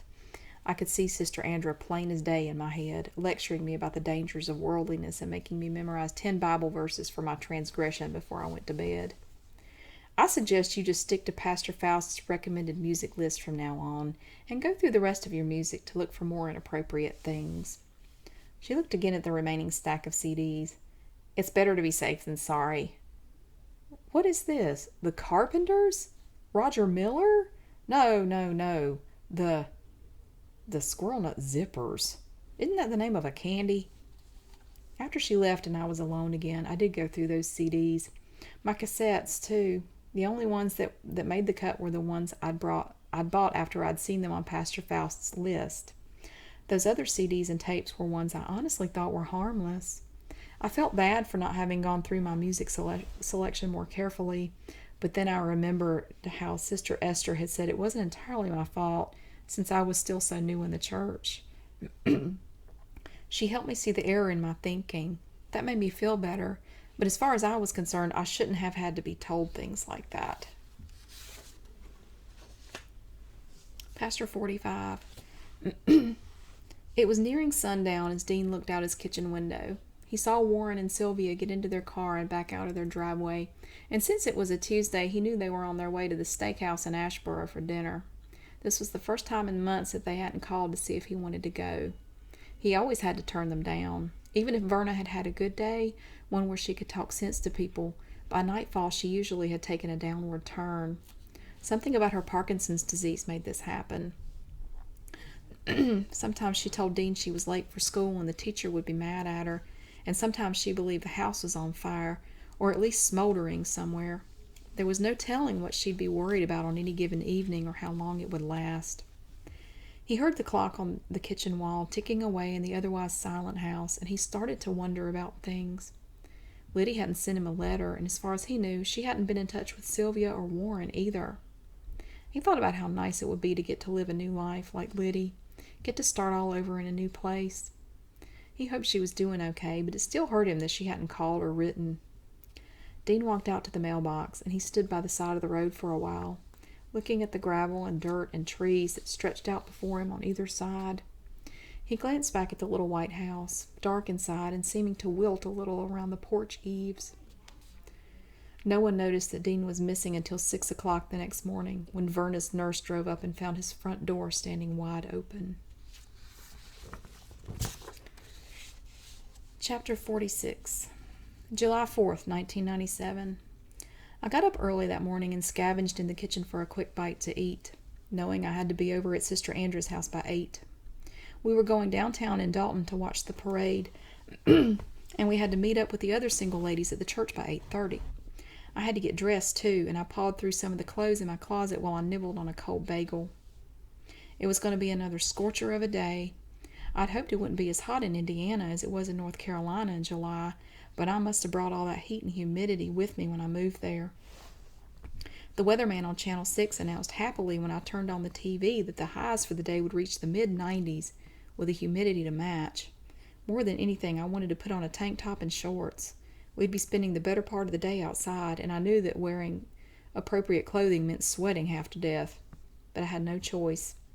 I didn't give it a whole lot of thought, because the OACC had shown me what was and was not decent for a true Christian lady to wear.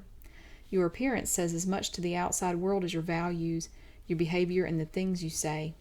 I felt a pang of guilt for even halfway wanting to wear shorts, and for knowing I still owned a few pairs that stayed hidden in the back of the closet in a trash bag.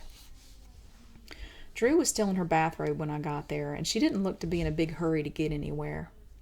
She didn't have too much to say to me other than a mumbled greeting, but Sister Andrea and Sister Veronica were all excited about our plans for the day. They both gave me a hug as soon as I walked in the door. "Lord bless this day," Sister Andrea said, patting her hair down in the back. "I'm so glad you made it up here in time for all the festivities, Sister Lydia. We always have such good fellowship on the 4th. "I'm glad I made it too," I told her. "Back home, I hardly ever had time to get out and do anything on the 4th like this. I was always working, seems like." "Well," Sister Veronica said, "we don't always have time either. It's just that Pastor Faust thinks we all need a break. Take a day and just go and have fun. All the single ladies and brothers in the church are going, and if they don't have duty at the church or anything." She stuck her finger in her left ear and flicked out a bit of wax. "I wonder if my bio brother will be there," I said, and Sister Veronica frowned. "I think I saw his name on the task sheet in the front office. Something about him going to the training center to minister all day, or at least till dinner time. I can't remember what time it said he'd be back at the church, but I think it was sometime after 7 or so. Maybe Brother Ken will let him stay out there to watch fireworks at 9 with the rest of the brothers. The sisters will be there too, probably on the other side of the base, though, near the track." "Oh, well, I understand," I said. "It's really good." Sister Andrea glanced at the clock on top of the television. "We've got to get going if we want to get a good seat on the bus," she said. "I want us to ride on the first bus with Sister Faust and Sister Hannah. Sister Drusilla, please go get dressed." Drew got up from her seat at the kitchen table, leaving her cereal and milk where it sat, and went into her little cubby under the stairs. She shut the door behind her. The two sisters exchanged a quick, knowing glance. "I think I need to go clean some trash out of the back seat so y'all have somewhere to sit," I said, trying to buy Drew a little more time to get dressed, though I was a bit disappointed to see her slouching around the house in nothing but a long t-shirt and that ratty bathrobe, not caring about anybody else's plans at all. "I've got some junk in there that'll have to go out to the storage building if I can get a key from one of the brothers at the front office at the church." "Oh, that," Sister Andrea said. "You can just take it out of your bus and leave it here. I'll make sure it gets out to your storage building." She winked. "I can get some of the brothers to take it out there. They'd be happy to do it, and it'll give you more time to fellowship and get to know the sisters without having to worry about any of your stuff. We'll get it taken care of, won't we, Sister Veronica?" Sister Veronica nodded vigorously, her hair swinging up and back in loose ringlets. "Yeah, you've done enough, just getting here. Have you found a job yet?" "No, I just started looking. The classifieds don't have much to offer, though, from what I've seen so far. I thought about trying a couple temp agencies." "But you told Brother Ken you need a job, right?" Sister Andrea wanted to know. We heard a loud thump come from Drew's cubby, followed by a muffled groan, but neither of the sisters reacted. "Brother Ken? No, I haven't. Was I supposed to?" Sister Andrea grimaced. "Gosh, that's my fault. I forgot to tell you." "Don't worry, you didn't know it was wrong. I promise we'll get that done today while we're out. Remind me, and I'll leave Brother Ken a message at the front office before we go to the parade that we need to speak with him as soon as possible this evening, before dinner or something. He's a great resource to have. We'll just set up a time for you to go see him." "Really? Are you sure he wouldn't mind?" Sister Andra laughed. "Mind? He loves doing that sort of stuff. He's really adopted that as part of his ministry, helping the single people find jobs. Pastor Faust and Brother Jake assist the married parishioners." "Wow, a church with its own employment agency," I said. "That's excellent." Drew came out, finally dressed, and sat down on the couch to tie her shoelaces. Sister Andra glanced back at her. "Our ministry is all about helping others," she said. "And if Brother Ken can do his part in helping people find jobs, then that's what he's more than happy to do. That's one of the things the Lord has led him to do, as Pastor Faust has commanded. We all have to make sacrifices and sometimes do things we'd really rather not do, or give up things our flesh tells us is fun or exciting. But, sister, it's all worth it to know that someday," she looked up at the ceiling and sniffed, "that someday you'll stand before the Lord and he'll say to you—" Sister Veronica lowered her head and nodded gravely. "Yes, praise you, Jesus. Thank you, Lord God." "He says," Sister Andra continued. She reached for a tissue on the coffee table and held it tightly in her left hand. "When you finally get to hear the Lord say, 'Well done, my good and faithful servant.'" "Praise God," I said, not sure whether I should have hugged her or continued standing where I was. Thank God Sister Veronica embraced her before it became too uncomfortable. Drew stood up and grabbed her stained denim purse off the coat rack by the front door. "I'm ready." Sister Veronica followed behind her, and Sister Andra came up and put an arm around me to walk out the door. We unloaded all my stuff from the bus before leaving, and Sister Andra said she'd ask Brother Ken if a couple of the brothers could take it to the storage building the following morning. "I shouldn't give it another thought," she said. "I hope they'd handle my things gently. One was a very old lamp that Grandma and Grandpa bought the first year they were married. I should have wrapped it in bubble paper or something, but I thought I'd be taking it out there myself, and I knew how I'd store it. Plus, I couldn't forget the thought of moving day and then practically tossing my stuff out into the street." I stood in the parking lot with the other sisters as they arrived, waiting to see which bus I'd be on. I was still worrying about my grandparents' lamp. "Relax," I heard a voice in my head say, and it wasn't a thought. It was an actual voice, I swear to you. "It's all going to be all right." I nodded and blinked up at the sky, waiting to see what else the voice had to say. Nothing. Sister Hannah had a whole batch of OACC t-shirts for us to put on over our own shirts. We sisters were out by the buses, taking the shirts as Sister Hannah pulled them out of a large cardboard box in great handfuls, and we admired the silk screen printing on the front and back. The shirts were long-sleeved, and I watched Sister Andra as she pulled the too-tight shirt down over her head. It fit her like a sausage casing, but I think she was too excited and proud to have it on to notice. Her hair was slightly tousled, and Sister Veronica came over to fix it. My shirt smelled like Walmart. The tag on the back of my shirt was already itching my neck, and I reached back and grabbed at it in frustration. Some of the other ladies tucked their shirts in. Some tied a knot in the shirt tail, and some just let them stay outside of their pants and shirts like I did, and pants and skirts like I did. "Look at us," one of them said. "We're all twins." I remembered to remind Sister Andra to leave that message for Brother Ken. She said the single brothers were going to be cooking out for everybody, and Brother Ken would definitely be there to answer our message, which by then would have been relayed to him by one of the elder chaperones. About the only times I'd been to parades in my whole life was when I was a child, and then they were magical. All those floats, the colors, the balloons, the people in their fancy costumes. It was like something out of a dream for me. I still remember seeing the parade of lights at Disney World when I was about 10.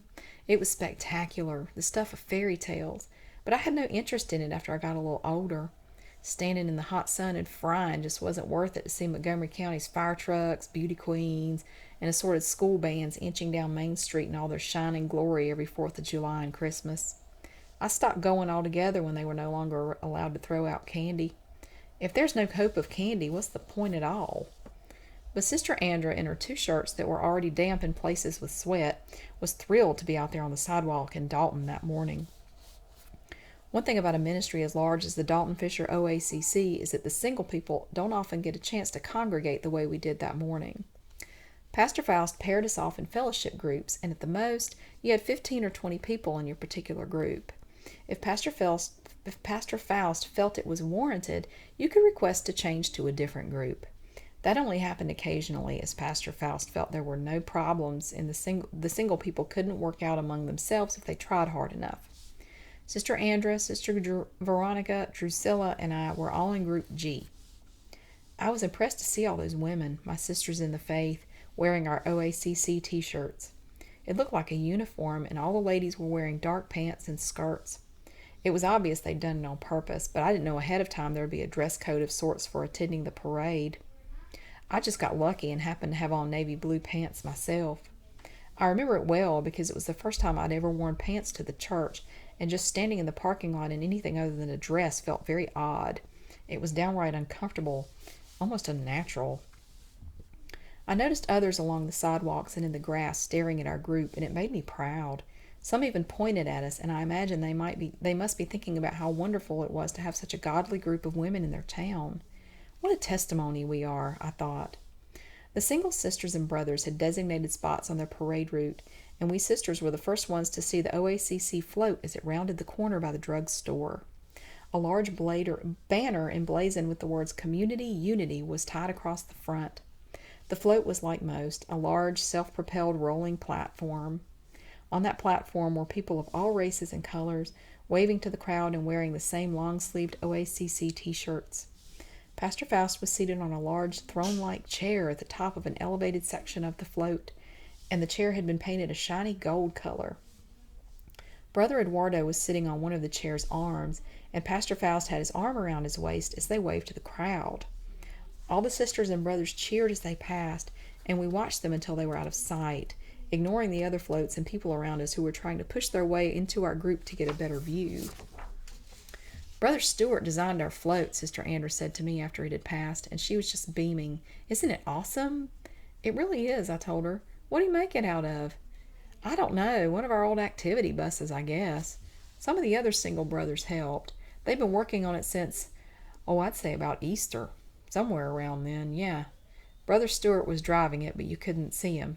He designed the raised platform up top where Pastor Faust was sitting, and Brother Stewart was sitting in the driver's seat, looking out from under it through his little hole they cut out, just under Pastor Faust's chair. It's sort of symbolic if you think about it. How's that? I asked. A couple of the other sisters were listening intently. Sister Andra glanced at them and paused for a moment, looking 1,000 miles away. Pastor Faust is our leader, and he's a true man of God. He guides us and feeds us spiritually in a way that I think no other pastor could do, but he still depends on us to take care of the nuts and bolts of the ministry.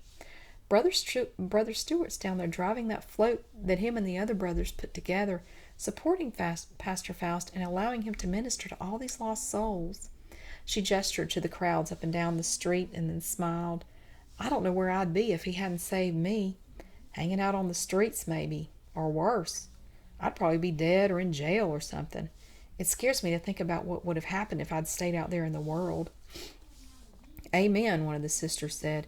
I thank God every day for sending Pastor Faust to me when he did, and for giving me ears to finally hear the truth. I know Pastor Faust saved me from a lot of heartache and misery, but we've all got our own story to tell. I decided to go up the street and get something to drink, and I asked the other ladies if they'd like anything. Just as I was about to walk away, Sister Andra grabbed my arm and pulled me back a bit. One other thing I forgot to tell you. Don't go anywhere without a sister with you. Everything in pairs, remember? Oh, I'm sorry, I said. I was just going to go get something. It's all right. You're new. We expect this sort of thing to happen. No biggie. Here. She stepped back and tapped Drew on the shoulder. You two go. I want to wait here and look for Brother Ken to see if he's got my message yet. I mean your message about the job thing. The single brothers were positioned a little further up the street away from the ladies so they could minister to other people who were there that morning. Several of the church elders were on site to chaperone and watch out for us, and Sister Andra was looking for somebody named Brother Clayton, whom I didn't think I had met at that point. Drew shuffled along slowly through the crowds, following me. She didn't seem to want to get out of anybody's way, nor did she care about anybody getting out of her way. It was strange. I kept looking back to make sure she was still with me, and we decided to stop at a little refreshment stand maybe 300 yards from where the single ladies were. I ordered a Diet Coke and asked Drew if she was going to get anything. She said she didn't have any money, so I got her a cherry Coke.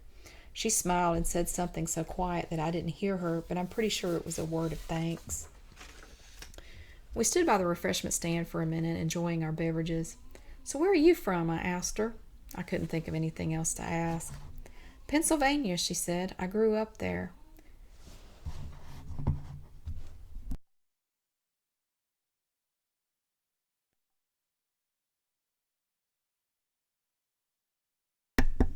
"Pennsylvania," she said. "I grew up there. Brother Stewart brought me out here about 3 years ago. We're cousins." "Oh, I see," I said. "Do you miss being at home?" She looked off toward the street and brushed some hair out of her eyes. "I guess so." "Do you get to go home often?" "I haven't been home since I got here," she said. "Oh." I started to say we needed to get back over where the single ladies were, when she suddenly turned and ran away from me. She went down an alleyway between two stores, right where the old storefront church used to be, and started retching. She threw up her cherry Coke and the cereal she'd eaten for breakfast, with dozens of people either watching or turning away. No other sisters or brothers were around, so I went over to where she was to see if she was all right. She went down over and over again with each stomach contraction, Pastor Faust's silk-screen face and the OACC logo moving with her. It scared me a little bit seeing her heave so violently like she did. She came up from being bent over and looked at me. I watched as she wiped her mouth on her t-shirt, leaving a brown smear across the bottom of it in the front. She sniffed a couple of times. "Are you okay?" I asked. "Is it the heat?" "No," she said. "I've just been sick for the past few days. It's nothing." "Is there anything I can get you? Maybe some Pepto-Bismol or a Sprite or something?" "No, really, I'll be fine." Drew glanced over my shoulder at the crowd on the sidewalk, who had tired of waiting to see if she was going to puke again and had turned back to the parade. "We need to get back," she said. "The ladies will be looking for us." We walked side by side where the density of the crowd would allow it, and Drew seemed to move with a bit more ease now. She asked me if I missed home yet, but I didn't get a chance to answer before Sister Andrea whisked me away to meet some of the ladies who had come up while I was gone. I looked back to see Drew standing still. She looked lost to me. Then I was forced to face the front when Sister Andrea pressed my hand into another, warmer one. "This is Sister Gabby," Sister Andrea said. "She's a writer like you." "I'm not a writer," I told her. Sister Andrea rolled her eyes and let out a little sigh. "Think about the future, sister. Remember what Pastor Faust prophesied about you? Your future includes a writing ministry. Praise God, and we might as well start talking about it as if it's already happened. Thanks be to the Lord, the things Pastor Faust says always come to pass." Sister Gabby showed me a tight smile and shook my hand for a long, long time. Her palms were moist, and I attributed that to the humidity we were all suffering under. "I've been working with Sister Barbara Spellman on the newsletter for 5 years now," she said. 5 years last week, in fact. "Oh, that is such a blessing," was my automatic response. I didn't like the look on her face. It said, "See how much more spiritual I am than you?" "I'm sure we're going to work well together when the time comes," she said, then added, cocking her head to one side and raising her eyebrows, "I hear you went to college." A parade was still marching by somewhere behind us, but I was oblivious to everything other than the sisters. I glanced nervously over at Sister Andrea. "Yeah, I did," I said quietly. "That was a long time ago. But it was the Lord who led me here, and it's the ministry of Jesus that I serve now." The answer made perfect sense to Sister Gabby, but I had no idea what I was saying or where it came from. In my mind, I could see Frank making a face at me. Chapter 47. Eduardo was sitting on one arm of Pastor Faust's chair on that float, and Aiden was sitting on the other, unseen by everyone. He watched the people, the children and adults, smiling and waving at the people on parade, and the float rolled along smoothly across the pavement with Stewart driving. Aiden laughed and waved back at the crowd, but no one saw him. They watched the float and the people on it, and suddenly began to wonder. People were pointing and staring as the float passed, as Lydia saw, but they were whispering to each other, too. "That's that church they say has all those homosexuals in it," one woman whispered to her husband. A low murmur swept through the cluster of people standing nearby. They stared at the smiling faces and wondered if there was really something to those rumors that had been circulating around Dalton Fisher lately. Aiden spotted a tall, thin man and waved at him. "You know," the man said to someone else, There's just something odd about that place. Have you ever seen it way out on River Road south of here? It's real secluded, and it's got this big iron gate up like they want to keep something out. Something or somebody. And look at that pastor. What man sits with a young boy practically on his lap like that? Look at how he's got his arm around that kid's waist. It's creepy. You see all those men together all the time, going door to door like Jehovah's Witnesses, hanging around the training center, refer to each other as brother so-and-so. I don't know about those people. Non-denominational church. It's a nice float, though. Took a lot of hard work. But still, you have to wonder. Pastor Faust and all the parishioners who had been fortunate enough to be chosen to ride on the float just continued smiling and waving and calling out words of greeting, with the choir singing "I'll Fly Away" on their own little platforms behind Pastor Faust. The float rolled past a crowd of Hispanics, and Aiden nodded to them. In Spanish, they discussed Eduardo and the fact that one of them knew him, how he changed so much as he got older, and how that change was not a good one. He was young, one of them said, and then after a while, "Well, I don't like the way that pastor's holding on to him up there. He doesn't look happy to me. What do you think?" Pastor Faust handed Eduardo some candy, and he threw it to the little boys and girls standing on the curb. The children ran out and grabbed it, but their parents took the candy out of their hands and threw it in the trash after the float had passed. Aiden put a hand on Eduardo's shoulder, and the boy started to cry. The people on the street saw, and the choir sang on and on. Chapter 48. After the cookout and some time spent hanging around with the ladies at the park, Brother Ken came up and told us about the car show that was going on in the big parking lot across the street from my apartment. "You guys are free to go if you want," he said with a half laugh. "I mean, if you have an interest in that sort of thing." He smiled at me. "Sister Lydia, I hear you like cars. Is that right?" "I don't know a whole lot about cars," I said, "but if they have older cars, yeah, I'd probably enjoy it." Sister Andrew put her arm around me. "That's our little tomboy," she said, and she squeezed my left shoulder. "Do you want to go? We can if you want to. I'm sure some of the other sisters would be willing to go." Sister Veronica wiped the chili grease off her chin and leaned over the picnic table, getting closer to us. "I'll go," she said. "Sister Drusilla will, too. Won't you, Sister Drusilla?" Drew just looked up and nodded, then went back to staring at a fly that had landed on her hot dog. She was very pale, and I was worried about her. But since nobody else felt the need to comment on it, I left it alone. "And we'll ask some of the other girls if they're interested," Sister Veronica added. Brother Ken seemed satisfied with that answer and went back to join the brothers on the other side of the park. We had about half an hour before the car show was to start, and then after that we planned on to either go back to my apartment for a while or back to Sister Andrew's place. Dinner at the church was still several hours away, and then there was the carnival and fireworks at the training center. Five other sisters said they'd go to the car show with us if I wanted to go, and the rest had planned to either go back to the church or to others' homes to fellowship there. I spoke up and said I'd like to fellowship with the other sisters, feeling the need to branch out and not spend so much time with the same people, but no one heard me. I was too hot and tired to try again to speak above the chatter of Sister Andrew and the others, so I just sat there and wiped the sweat off my plastic cup of lemonade. We rode in one of the church's vans to the car show. I asked if I could go up and check my answering machine for any messages since my apartment was just across the street. It was about then that I realized I hadn't talked to Grandma or Grandpa or even Uncle Dean since I'd left North Carolina. They had to be wondering how I was doing. For all they knew, I hadn't made it there at all, and they had no number where they could reach me. "Don't feel too bad," Sister Andrew said when I told her about my feelings. "If they really wondered about you, they'd call the church and get in touch with you that way. That's what my parents do. I'm not saying they don't care, but I just wouldn't worry about it too much. You can call them tomorrow if it'd make you feel better. But yeah, I'll go up there with you so you can check your messages if you want.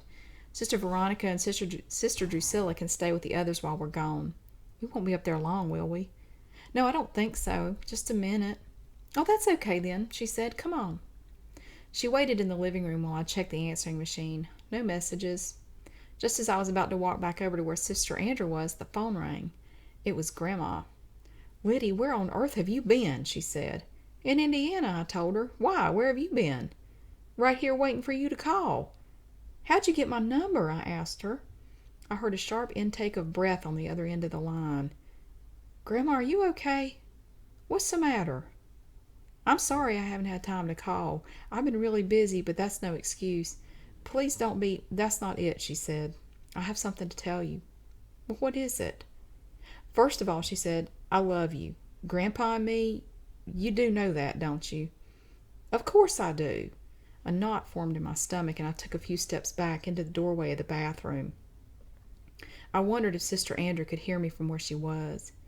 Lydia, your uncle's dead. Really? Who? Oh my God. Uncle Andy? I know he's been bad off for a while now.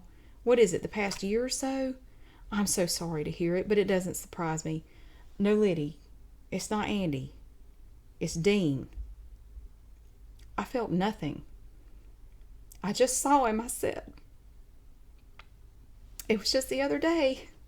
That's not possible. He hung himself, she said, right down by the creek, below the house.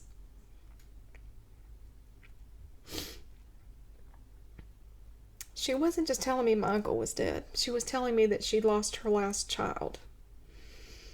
I found him down there, she said. He liked to go down there to sit and think sometimes. So when the nurse called to tell me he wasn't at the house, and his truck was still there, and we couldn't find a note or anything, that's the first place I looked. Oh, Lord, I said, I'm so sorry to hear that. I heard Sister Andrew flipping loudly through a magazine and sighing. Grandma, I know this is a horrible thing to say, I said, but I've got to go. Liddy, don't you? I'll call you tonight, I said, I promise. I'm really sorry. Sister Andrew looked up as I came back into the living room. Everything all right? Yeah, I said, everything's fine. It's all fine. I was a zombie for the next hour. We walked around in a big group, all 8 of us, and admired the dozens of coupes, sports cars, trucks, and sedans that were lined up and shining like gems in the summer sunlight.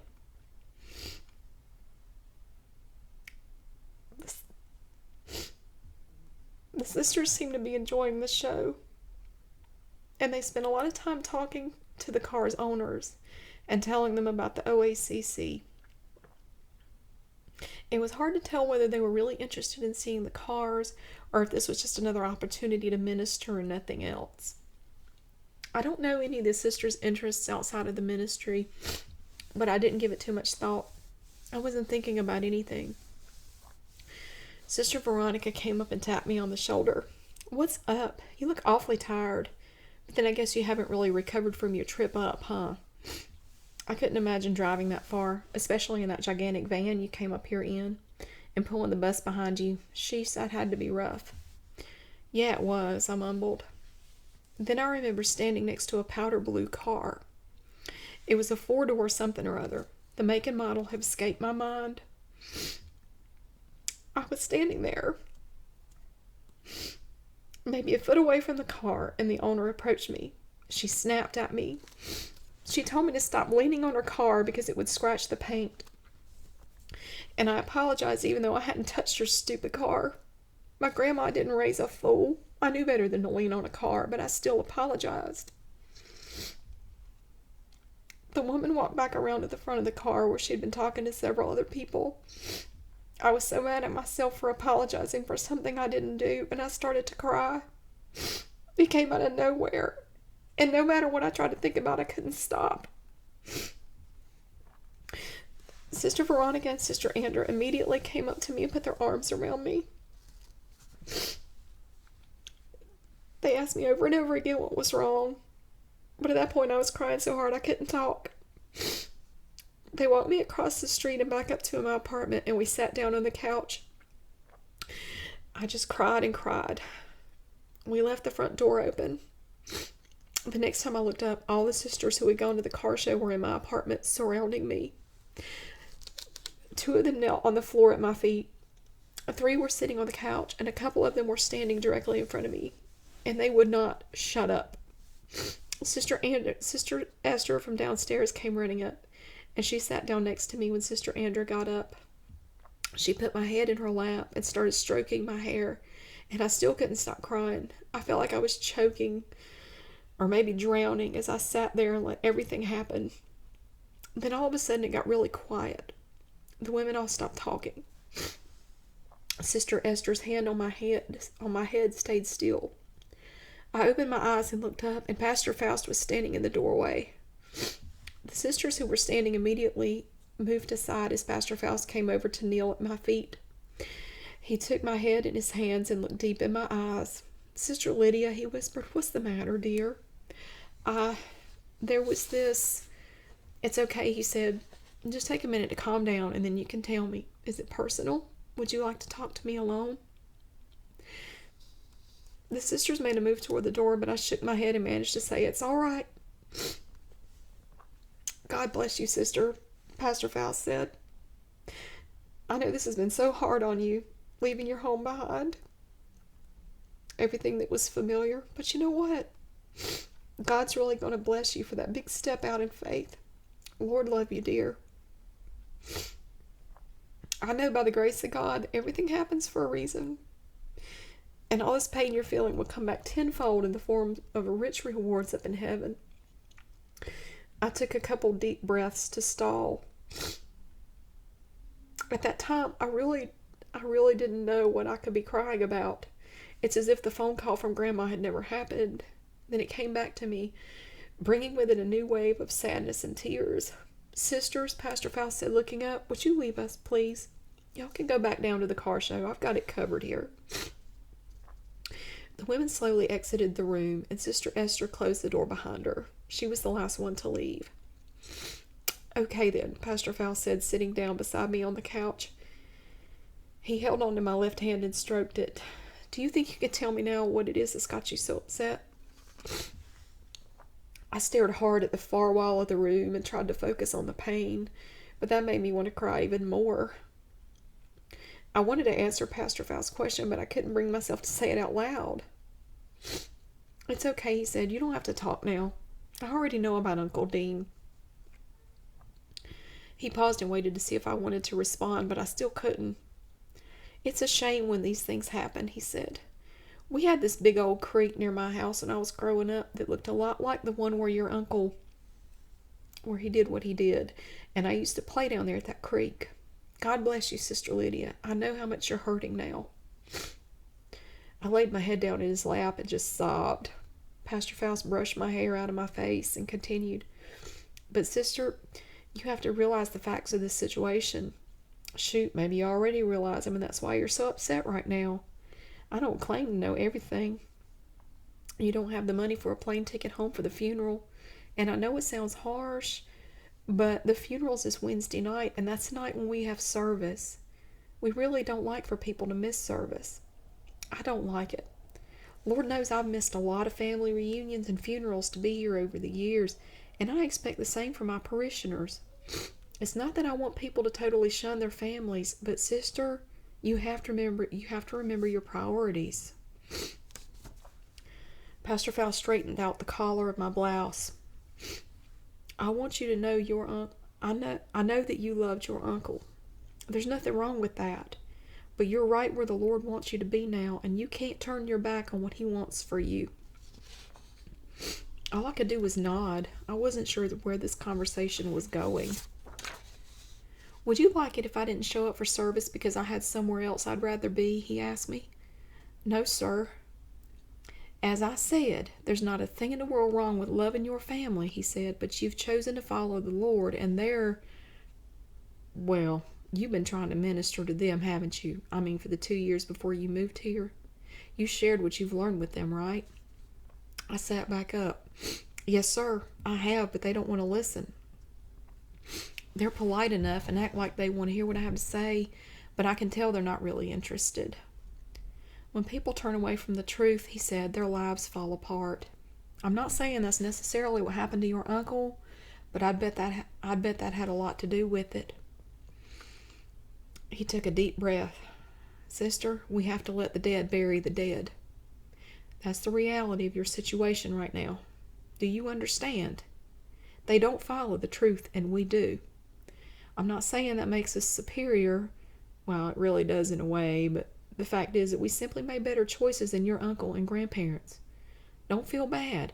Lots of people have turned their backs on the truth over the years when we've tried to minister to them.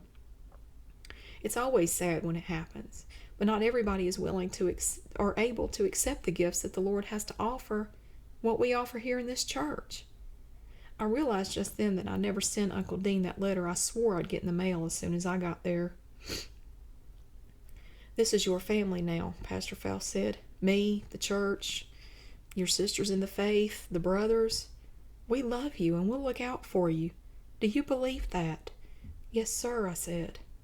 Do you believe God sent you here for a reason? Yes, sir, I do. It could be that your uncle's death was just a trick of Satan. I'm a man of God, but I can't see the reason behind everything that happens. Maybe Satan wants to tempt you with thoughts of going back home so you can see all the things you're missing so much right now. And then you'll want to go back there for good. That makes Satan very happy, sister. You finally get yourself out of the world, and then in no time he jerks you right back in it. I don't know if Uncle Dean's death... Dear, our comfort zone is Satan's best friend, he said. We've got to suffer a little bit in order to come up higher in God. And if going through this suicide and homesickness and whatever else you've got going through your brain is what it takes to get you into heaven, then so be it. And if I have to hold you down to keep you from taking off to go to that funeral, I'll do it. So help me God, I will. His eyes were fierce. I couldn't look away, and I was afraid to think a thought all the way through. But before I could reply, he abruptly stood up and went to the door. You think about what I said, Sister Lydia. I'll have some of the other ladies come back up here, but I suggest y'all just hang around here until it's time to go back to the church for dinner. I've got some pressing business to attend to this afternoon, so I can't stay any longer than I already have. God bless you, Sister Lydia. And with that, he was gone. I wasn't crying anymore. I sat there alone on the couch, waiting for the sisters to come back. Once again, as numb as I'd been when I first got that phone call.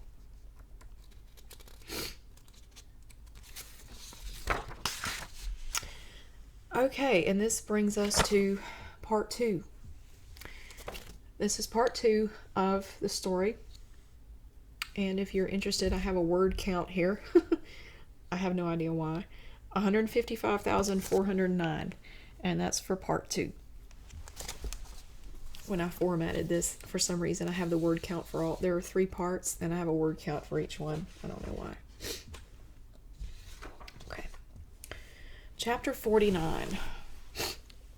Pastor Faust left Eduardo in the limousine while he went up to talk to Lydia, and Eduardo jumped when Pastor Faust jerked the car door open and ordered him to slide over. Stuart pulled the limousine out of the parking space in front of Lydia's apartment building and sped off as quickly as traffic would allow. I'd like to know exactly what your problem is, Pastor Faust said, pulling Eduardo around to face him. What was all that about at the parade? We're riding along and everything's fine, and then all of a sudden you start bawling like a little girl. Is that what you are now? Tears welled up in Eduardo's eyes once again, and Pastor Faust was disgusted. I can't stand the sight of you, he said, and ordered Stuart to stop the car. Go sit up front. Richard and the other single brothers barely beat Pastor Faust back to the church. They were putting the cookers back in the storage building near the gymnasium when Pastor Faust's limousine pulled up in front of the church. The brothers stopped what they were doing and watched their bishop get out, and they saw Eduardo sitting in the front seat next to Stuart. I wonder what Brother Eduardo did this time, Jake muttered to Richard. He's like, what's her name? Brother Stuart's cousin? Oh, yeah, Sister Drusilla. Now, there's some poison for you. Seems like the more we work with those two, the worse off they get. Pastor Faust walked slowly over to where the brothers were standing and eyed Richard carefully. Brother Rich, there's something we need to discuss. Would you mind coming with me? Richard followed Pastor Faust inside the church, with Stuart and Eduardo coming along slowly behind.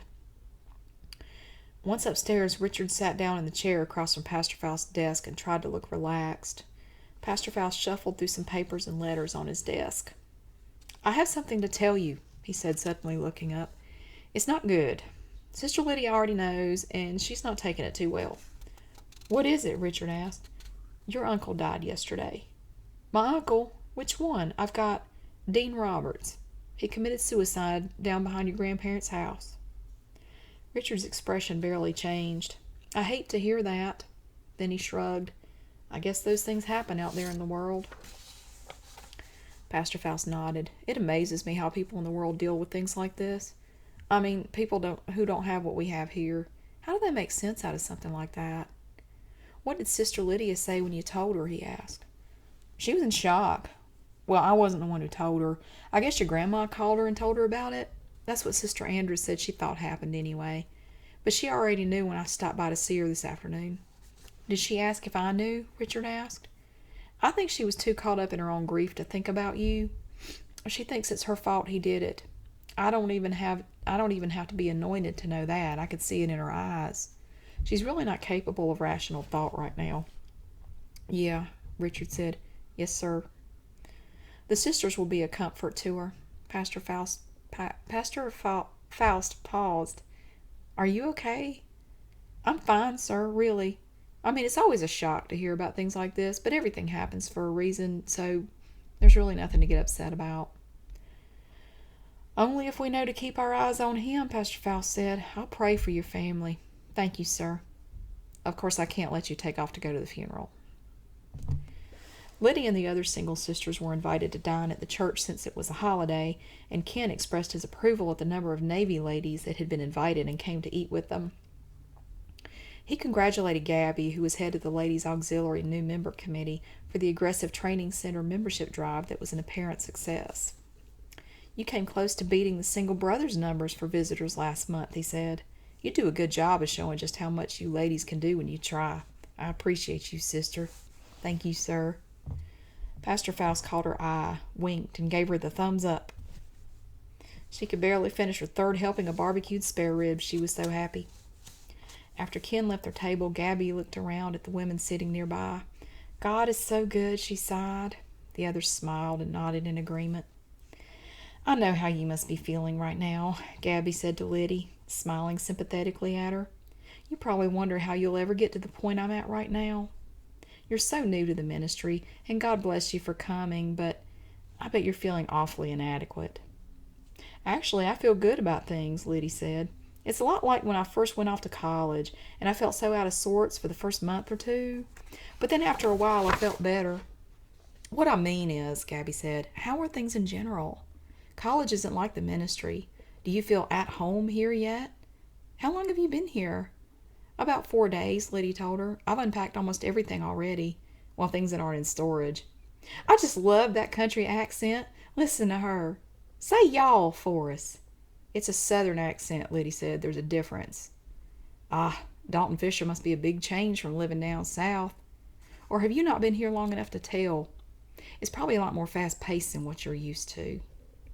Lydia remembered the conversation she'd had with Sandy and Andrew at the Steak and Shake before they left her town. She had to wonder if anybody there had ever spent any time in the South, or if all their perceptions of the place came from residual memories of things like Little Abner and Hee Haw. It's pretty much the same, she said to Gabby. Why do you think it's so different? Do you know where I lived before I came up here? Gabby crossed her fleshy arms and rested them on the table. I can't remember the name of the town, but Sister Andrew told me about it. I'm from Nathanville, North Carolina. It's a city of over 200,000 people. Does everybody down there talk like you? I love that southern accent. Can you teach me to talk like that? We may sound different, Liddy said, but things are basically the same as far as us having cities and technology and all that. Well, I know you never see something like this where you came from. Gabby gestured to the other women sitting at the table. Something like what? Look at all these beautiful races of people we've got here with us today. I know for a fact that never happens in the South. You say you know that for a fact, Liddy said. I know how it is down there. Stereotypes always have a basis in the truth. Like how all Mexicans are just a bunch of drunks? Like how all blacks and Puerto Ricans are lazy? Liddy asked. Think about your testimony, she heard a voice tell her. It goes for your sisters in the faith, too, not just strangers.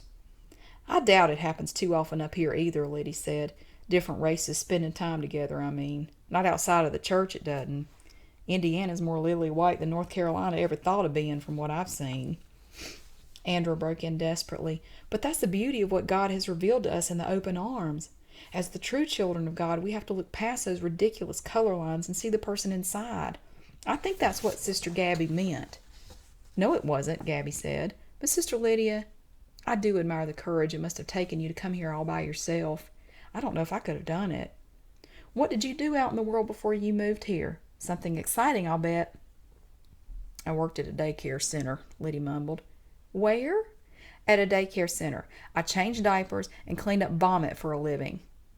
A couple of the sisters grimaced and looked down at their plates. Pastor Faust directed me to take the job. I worked there for over a year and a half. What do you do? I work at Taco Bell, she said. Lydia started to ask her if she'd been eating all her mistakes, but she thought better of it and dropped the conversation there. She frowned as she took the last bite of her baked potato. Don't worry, Aiden whispered to her. I promise things will get better. Chapter 50. Have you ever been on one of those gravity rides at a carnival? I can't remember the name of the one they had at the training center carnival that 4th of July, but it was awesome. I think it was called the Whirling Dervish of Doom or something like that. I must have gotten on it a dozen times, and I used up most of the tickets I bought on it. It's basically a giant centrifuge. Drew rode on it with me a few times. It's this brightly painted cylindrical room, maybe 15 feet high and 30 feet in diameter, and everybody leans up against the carpeted walls before the ride begins. By the time it's going full speed, you can't even lift your head off the wall. Your arms and legs are plastered to the insides of the big thing, and you're either laughing or screaming so much you can't breathe. I laughed so hard my sides ached the next day.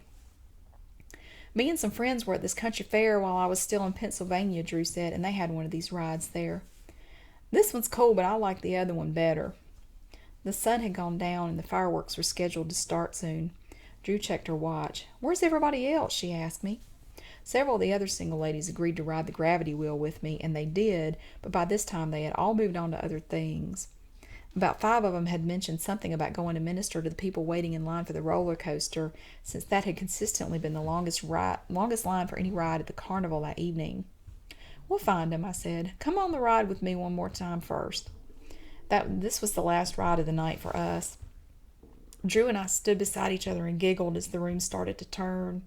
I can't believe this thing hasn't made me sick yet, I said, feeling my arms and head being pulled back as the room spun faster.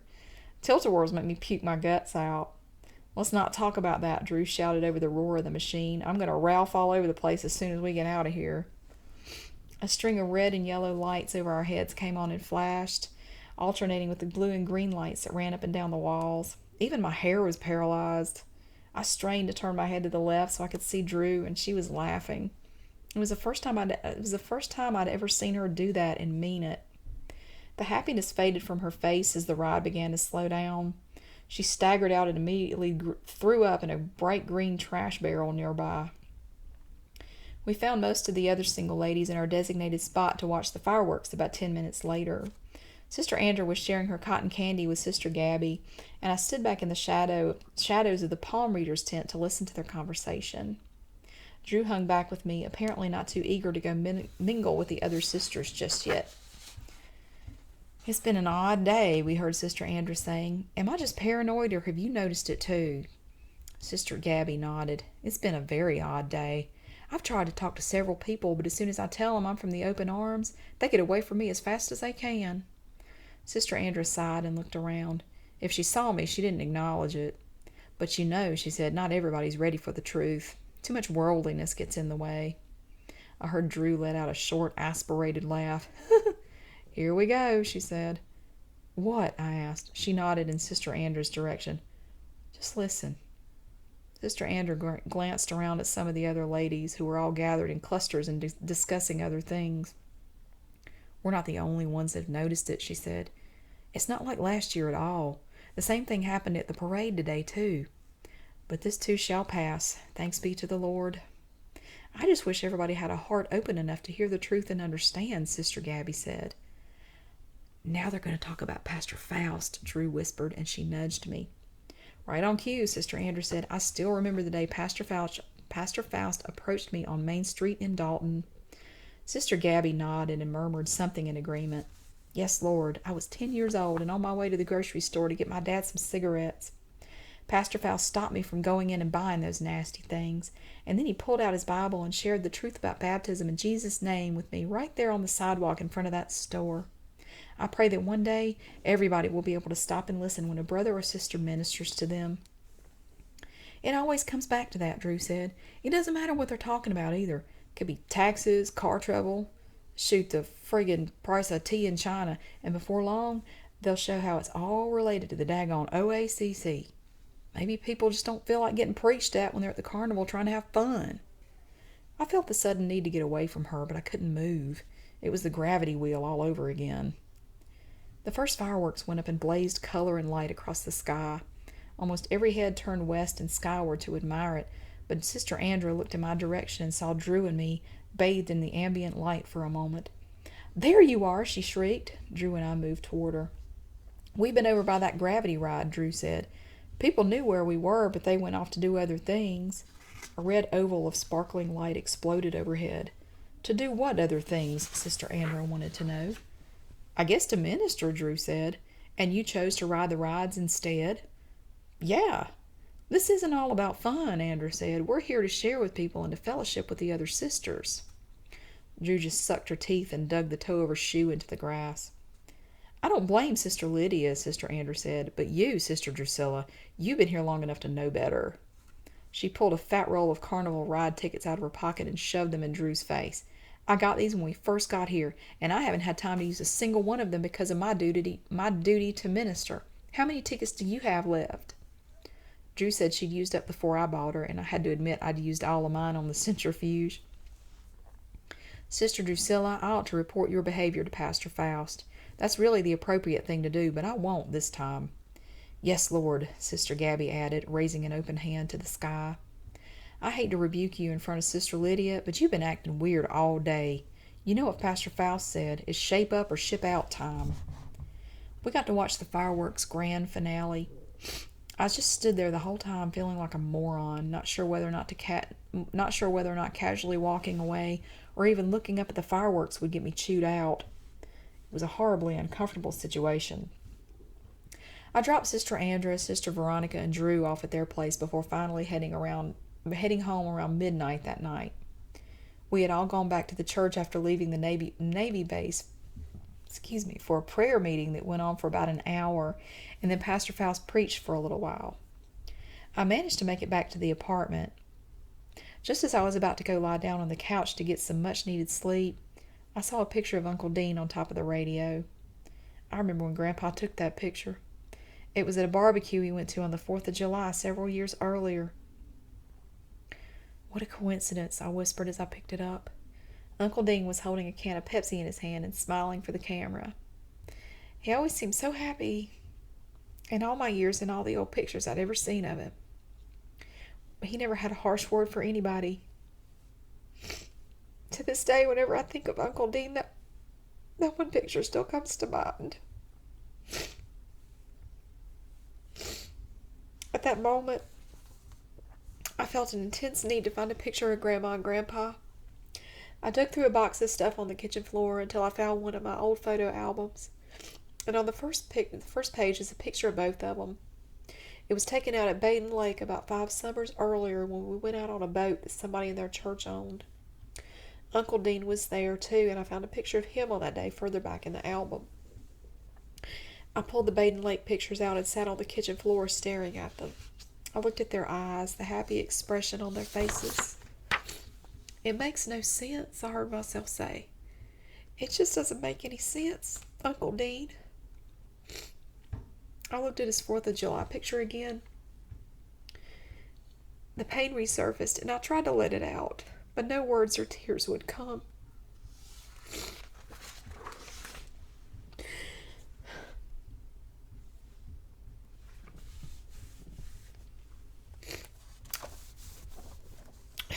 Chapter 51.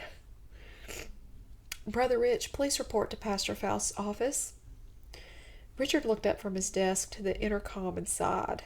He had been working on creating a new format for the Single Men's Letter Writing Committee, and after 2 hours of toying with this idea and that, he hadn't been able to come up with any sort of template he liked.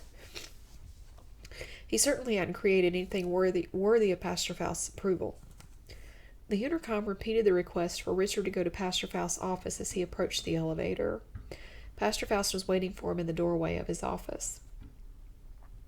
Richard went in without saying a word. He had a feeling he was in trouble by the way Pastor Faust was looking at him. Pastor Faust followed him inside and closed the door. "I know you're busy, so I'll get right down to it," Pastor Faust said as they both sat down.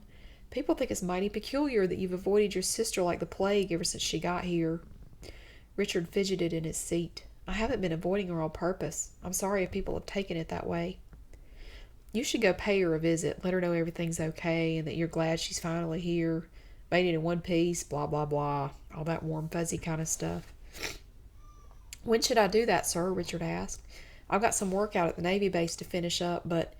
Go now, Pastor Faust said. It won't take you that long, or it shouldn't. Especially with the situation with your uncle, you need to go talk to her. Give her the support only a brother in Christ can, before she feels the need to seek it out from her family. Yes, sir. Should I take one of the brothers with me? This time I'll let you go alone. Maybe I ought to call her before I head over there. Nah, Pastor Faust said. Just go on. You know where her apartment is. He flipped through his appointment book and scanned a couple pages. Ah, I thought that was right. I've got her down to come see Brother Ken at 2 o'clock today for her career consult. She ought to be at home getting ready for that. I'll even let you take one of the cars so you can bring her over here. I have something I want to talk to her about. Richard had just knocked on Lydia's apartment door for the second time when he saw her come breezing down the hallway. She seemed to not recognize him at first, then smiled and ran toward him. She wrapped him up in a hug before he could react. I knew you hadn't forgotten me, she said. Here, let me unlock the door. He noticed she was awfully dressed up for a weekday morning. Where have you been? Right here, waiting for you to acknowledge my existence, she said. It took you long enough. Sheesh, you had me worried. No, Richard said. I mean, where have you been this morning? What's that? He pointed at the black portfolio she was clutching in her right hand. You want something to drink? She asked. I just made some tea this morning. No, thanks. Seriously, where have you been? Lydia laid the portfolio on the kitchen counter. I went out to get the newspaper this morning to look at the classified section, and this one job jumped out at me. It said, wear jeans every day in big bold letters, so I read the description. It's a job in this place in Fisher that handles all the paperwork for drug manufacturers that want to test investigational drugs to get FDA approval. I called him this morning at 9 to find out a little more about the job, and they asked me if I could come in for an interview at 10. Can you believe that?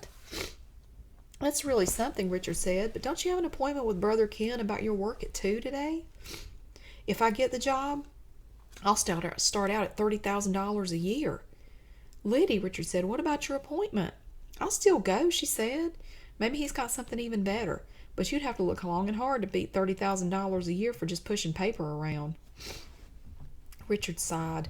Do you even know what this appointment is about? I guess he wants to help me figure out what I want to do. Not that I need a lot of help, but Sister Andrew said I ought to go. Why? Every unmarried brother and sister in the church has one of these appointments when they become a full-fledged member, Richard said. Didn't the sisters explain that to you? No.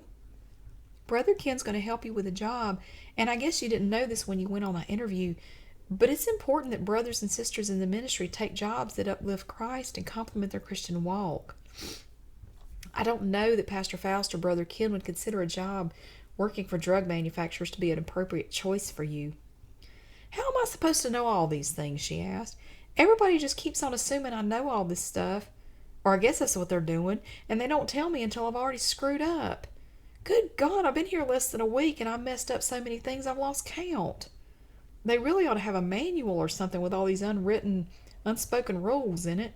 It's too much, Richard. I hate this. He looked at the pictures of his family on the stovetop.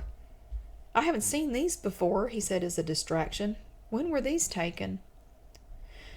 Those were taken out at Aiden a while back, and then this one was at a get-together last year, on the 4th of July, actually. Wow, he looked her in the eye. How are you doing? After the, what happened? I don't know. Lydia crumpled on a bar stool and took the ponytail holder out of her hair. It's like, ever since I found out, I don't know what to feel. We can't go. I can't make it to the funeral. That's this coming Wednesday night. She rubbed her eyes and gave Richard a wild, desperate look. It is a service night after all. And who's got money for the plane fare? She let out a little high-pitched laugh that rang around the kitchen. I surely don't. I know, Richard said. I'm really sorry about that. It must be tough. Lydia stood up suddenly. You know? You're sorry? Richard, he was your uncle, too. God, you're talking to me like you don't even know the man. What's wrong with you? Now let's calm down. The wound hasn't had time to heal, Richard said, and you have to let the Lord help you. Let go and let God. What did Pastor Faust say to you about all this? Can't we just sit and talk, she asked. I mean, about something other than that? Make small talk with me. Just sit and... Can you even do that anymore? Of course I can, Richard said. Part of the ministry is being able to draw people to you, getting them to listen. No. I mean, can you do it without worrying about ministry or anything like that? Richard blinked at her. What do you want to talk about? I don't care, anything.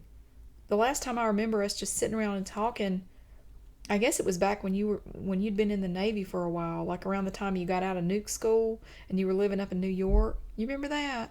Grandma and I drove up to see you. Richard smiled. Yeah, it was a long time ago. He shook his head. That was back when I had that little Nissan Pulsar. He jumped up and looked at his watch.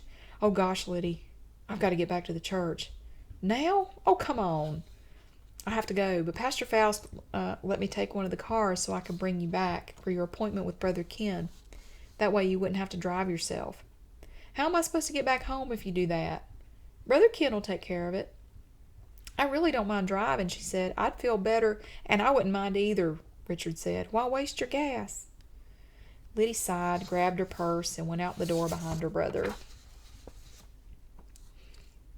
Chapter 52. Here's what I learned in my meeting with Brother Ken that day. Number 1, a brother or sister's occupation says a lot about his or her Christian walk and affects their testimony. Number 2, if it can be helped, no civilian parishioner should take a job that requires them to work weekends, holidays, or Wednesday nights. Number 3, no parishioner should take a job that is more than 20 miles away from the church. Number 4, parishioners should carpool with member-coworkers instead of driving to work alone or riding with non-member coworkers. And number 5, if a brother or sister has a job where other parishioners work, they should take lunches and breaks together. There were several more requirements, but I've forgotten them. Brother Ken's suggestion for my career was that I go to work at Lynn's World.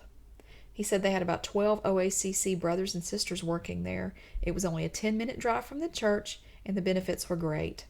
Plus, I wouldn't have to worry about eating lunch or socializing with worldly people. Lynn's World, I remember saying. What on earth would I do there? Brother Ken said I shouldn't sell myself. I shouldn't sell myself short, but that's not what I meant. My response could easily be translated into, I went to college for 6 years, busted my butt to earn 2 degrees, and slaved in retail hell that whole time, and you want me to work where? Brother Ken said he could tell right away that self-esteem was my problem, and I needed to pray about it. Trust me, self-esteem wasn't it. I just never pictured myself working at dang Lynn's World. But then again, if you'd told me at my first conference that I'd end up voluntarily working in a daycare center, listening to squalling babies and changing poopy diapers for a living, I just smiled and let him continue. He was so satisfied with his analysis of me, I hated to spoil it for him. Oh, you could work in customer service, he said. You could be a cashier, and they even pay for your training. And you won't believe the starting pay, $6.75 an hour. I raised an eyebrow. How much? It's really something, isn't it? He said. By the way, have you met my son, Brother Jake? I really can't remember, I said. I've met about a zillion people in the last few days. He's been working there now for about 7 years, and let me tell you, we don't encourage bragging in this ministry, but I'm so proud of him I can hardly stand it sometimes. He started out in customer service just like you will, and now he's making over $19,000 a year. Isn't that amazing? Oh, the Lord just blesses and blesses. I wondered what the man knew about my background and work history, if he knew anything. I didn't want to just come out and ask what information he had on me, but I felt like I had to do something. But is that the starting salary for somebody straight out of high school, I asked? Would there be more money if the applicant had a college degree? I couldn't read the look on his face. It was sort of a cross between a frown and the look of confusion. He started to say and then stopped. He rested his chin in his hand, his elbow on the desk, and stared down at the papers in that folder. Sister Lydia, do you know why Pastor Faust wanted you to work at that daycare center? I've thought a lot about that, I said, and I think he mainly wanted to get me out of CPS, Child Protective Services. I wondered if Brother Ken really meant for me to answer the question. I don't know, I said. Why? He wanted to teach you humility. Now, we all love you and the Lord loves you, but we have to stay focused on what really matters in this life. Pastor Faust is worried that your time spent in college corrupted your sense of priorities. I was in the world then, I said. I didn't know what my priorities needed to be. That's all right, and we understand that. We've all been right where you are now. And obviously, we don't have a problem with higher education here at the church, with the Ministers Institute here, our college for bright young men in the ministry, set to open in the spring of 1999 if the Lord tarries his coming. But sister, remember, we must be very careful where we get our instruction from, particularly if we're new to the faith. For some reason, I just sat there, staring at the papers on his desk and remembering my first bong hit. It was a stupid and totally inappropriate thing to be thinking about, but it had sprung forth from some dusty corner of my brain before I could stop it. I was up at East Carolina with that guy, Jay. We were sitting on his back porch with this gigantic box of Fruit Loops between us, and the only, "So what do you think of the job?" Ken said. "Sound good?" I fidgeted with a button on my blazer and tried to smile. Brother Ken snatched a stack of perforated computer paper out of a drawer at his desk and started to unfold it. "I'll take that as a no. I have here a list of current jobs available in the area that you can look at then. Pastor Faust has approved the ones underlined in red. If you don't like the thought of working at Lynn's World with your Christian brothers and sisters, maybe some of these others will appeal to you." He sighed deeply and slapped the stack of paper down on the edge of the desk closest to me. "Go on, take a look." "What about this?" I said, afraid to even glance at the job listings. "What if I got certification to be a teacher? I could work somewhere to make ends meet in the meantime. It's a respectable job, plus..." Brother Ken nearly came up out of that leather swivel chair. "Sister, I advise you to leave it up to Pastor Faust to say what jobs are and are not respectable." His face flushed a deep red, and I remember suddenly wanting to cry. A tear was already creeping up in the lower lid of my right eye. It happened that fast. "I'm so sorry, Brother Ken. I didn't mean..." He seemed to regain some of his composure, and he took a couple of slow breaths, which lasted an eternity as I sat there trembling, ready to fly apart in a million pieces. "Pastor Faust wants you to take the customer service job at Lynn's World. It's that simple. Why are you fighting it when you know in your heart it's the best thing for you?" I sat up a bit, and before I realized what I was doing, I said, "I interviewed for a job this morning, a position working for drug manufacturers. The starting salary is $30,000 a year. That comes out to over $15 an hour, which is more than twice the starting salary at Lynn's World. And also, it's only 10 miles away from the church, just like the Lynn's World job. No weekends, no holidays, no overtime. I know Lynn's World is a retail store, and working weekends and holidays would be unavoidable. At the very least, it'd be a constant strain on my available time for the church." Brother Ken's eyes widened. "You did... Would you run that by me again?" "Well, like I was telling my brother, you told Brother Rich that you were looking for a job without my guidance," Brother Ken said. "Yes, sir. Was I not supposed to?" Brother Ken gave me a disgusted smile and waved the question away. "Go ahead." "I saw an ad in the paper this morning for a job working for an investigational drug testing company. Well, they don't actually test anything. This company doesn't. They organize information needed to get different sites across the country FDA approved to test new drugs. All it is a paperwork job. There's no travel. It's 8 to 5, Monday through Friday. No weekends, no holidays, no overtime. It's for a company named Drug Tech, and they're over in that industrial park on the west side of Fisher. Have you heard of them?" "But I've already scheduled you an interview at Lynn's World for tomorrow morning at 9:30, Brother Ken said, sounding very lost. "What are we going to do about that now?" "But wait, you said you only interviewed for this drug dealer's job." "It's drug manufacturers," I said, "like Merck and Bayer. All I'd be doing is processing forms and paperwork to set up test sites for investigational drugs." "Right, but there's no sure bet you'll get the job," he said. "Were you even qualified for it? Do you know?"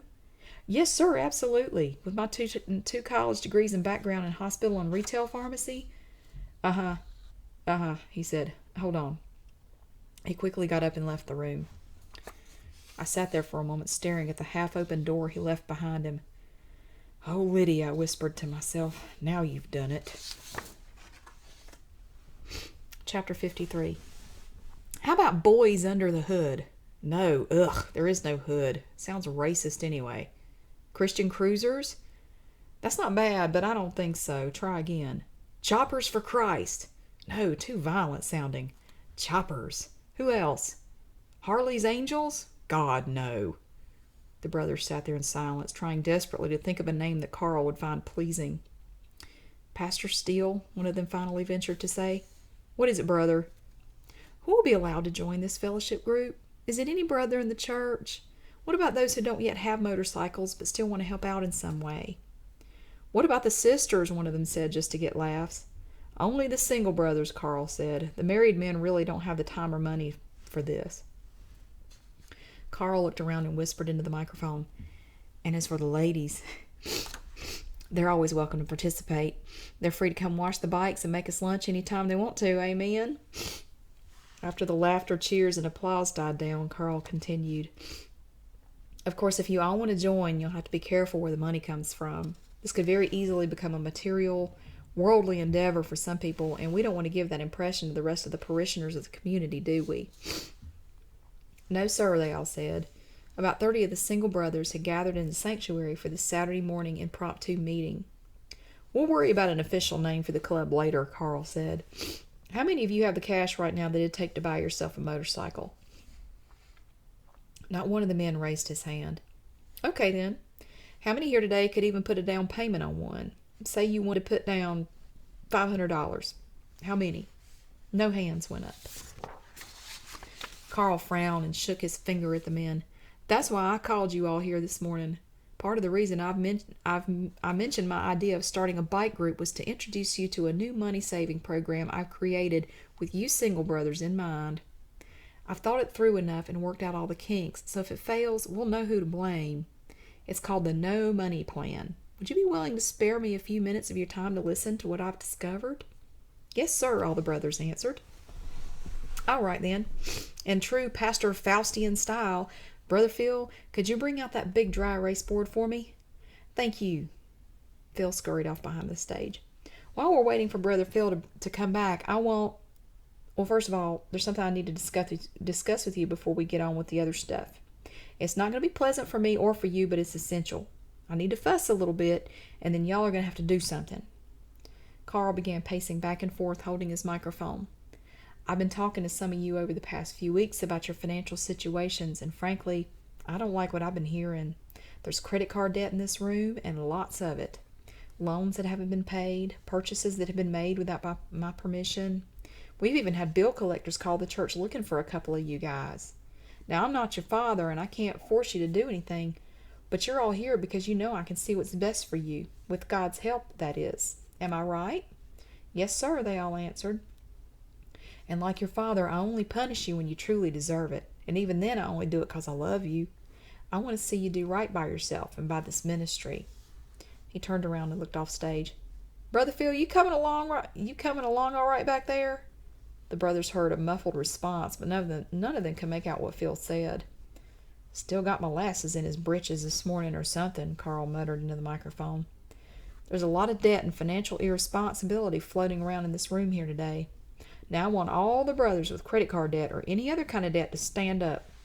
All of the men rose to their feet. Carl's mouth dropped open in exaggerated disbelief. Now there's a sorry sight. Look around at what we've got here. I want all of you to turn around and see how many of your fellow brothers are standing alongside you. See what you've all done to yourselves.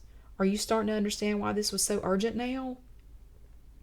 The brothers did as they were told and murmured things to themselves. A few of them were embarrassed and started to sit down. Carl shouted at them, again pointing a long, thin finger as he shook and spoke. No, I mean everybody.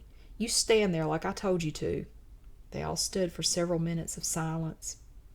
The only noise was the clamor coming from Phil's unsuccessful attempts to wrestle the dry erase board out of the utility closet. Carl directed them to take their seats. You ought to be ashamed. Wear it like a cloak, brothers. You'll get old and have nothing, and then who'll have to support you? The church, that's who. Talk about an undue burden on the Lord's ministry. Do you know how much credit card debt I have? None. Do you know why? Because as a truth-loving Christian, I know what it means to be a good steward. I don't buy things I can't afford. That's scripture. Now, I don't even want to know what all that debt is for or where it came from. There's no excuse for it, though. I'll tell you that right now. He pulled a large pair of scissors out of his back pocket and held them high in the air. See these? I'm going to pass them around along with a big bucket, and I want every single one of you to cut up those cards. Put the cut-up cards in the bucket and pass it and the scissors on to the next guy. On and on around the entire room. Everybody. Starting today, your financial shackles that hold you to that world out there are going to start to fall away. The men began reaching for their wallets. They're afraid, Denali whispered into Carl's ear. And for those of you who think you can't do this, Carl said to the brothers, for those of you who think you don't need to do this because of this reason or that, you can just get on up out of your seat right now and walk out of here. You're either with us or you're against us. No one moved. Carl gave them a full minute to make up their minds, an excuse to pause for the effect. All right then, here you go. He pulled a plastic bucket out from behind the lectern and tossed the scissors inside it. Then he handed it to the brother on the front row to his left. Pass it on around. And if you hold a card or two back, no, I won't know. I may never find out. That's what Satan may whisper in your ear, but God will know. You can try to hide from me. Hey, I'm just a pastor, right? Nobody important. But you best remember, your commitments are to God. There's no justification for breaking vows to God. God always knows, and that is what He's told me y'all need to do. So you just think about that. The brother that Carl had handed the bucket to nodded at him, his eyes wide. Carl rubbed his hands together briskly as if cleansing himself of the brother's filth and called back to check on Phil again. Phil came charging out, pushing the dry erase board before him. A couple of the markers spilled out of the cabinet beneath it and spun under the wheels. I think we need to send him back to Dalton Fisher and let Pastor Faust work on him, Carl chuckled, ignoring Phil's terrified expression. You know Pastor Faust will straighten him out in a heartbeat. What do you think about that, brother? He gave Phil a slap on the back that nearly knocked him over and then ordered him to go back to his seat. The brother sitting next to him would have to fill him in on the purpose of the bucket and scissors. Okay, Carl said, the no money plan. Carl wrote those words on the board. Now, before any of you jump to conclusions and get all worried, I'll let you know right now that this won't involve a cut in your weekly allowances. No, from talking to you and monitoring your spending habits, I think the problem most of you have is you don't watch where your money goes. Pay attention to that, what I just said. Did you hear that? Don't misunderstand me or miss out on the blessing God would have for you. I'm not talking about big ticket purchases like shoes or anything like that. But think about that coffee and biscuit you stop and buy at McDonald's on your way to work. It's just a couple bucks, right? We minister to folks every day about being a good steward, a vigilant servant of God in every possible way, and then we turn a blind eye to the things we ourselves are doing that the Lord would disapprove of. The no money plan is more of a budget than anything else. Basically, what I want you to do for the next week is I want you to write it down every time you spend as much as 1 penny. Keep a list of the things you buy, and 1 week from today, we're going to meet back here and compare lists. Our accountant, God bless Brother Noel, he's worked so hard with you men to help with your money to keep that you bring. Let me start over. Our accountant, God bless Brother Noel, he's worked so hard to help you men with your money when you bring in your checks. We put a great deal of effort into figuring out exactly how much money each of you will need in the course of a week, and that's what we give you.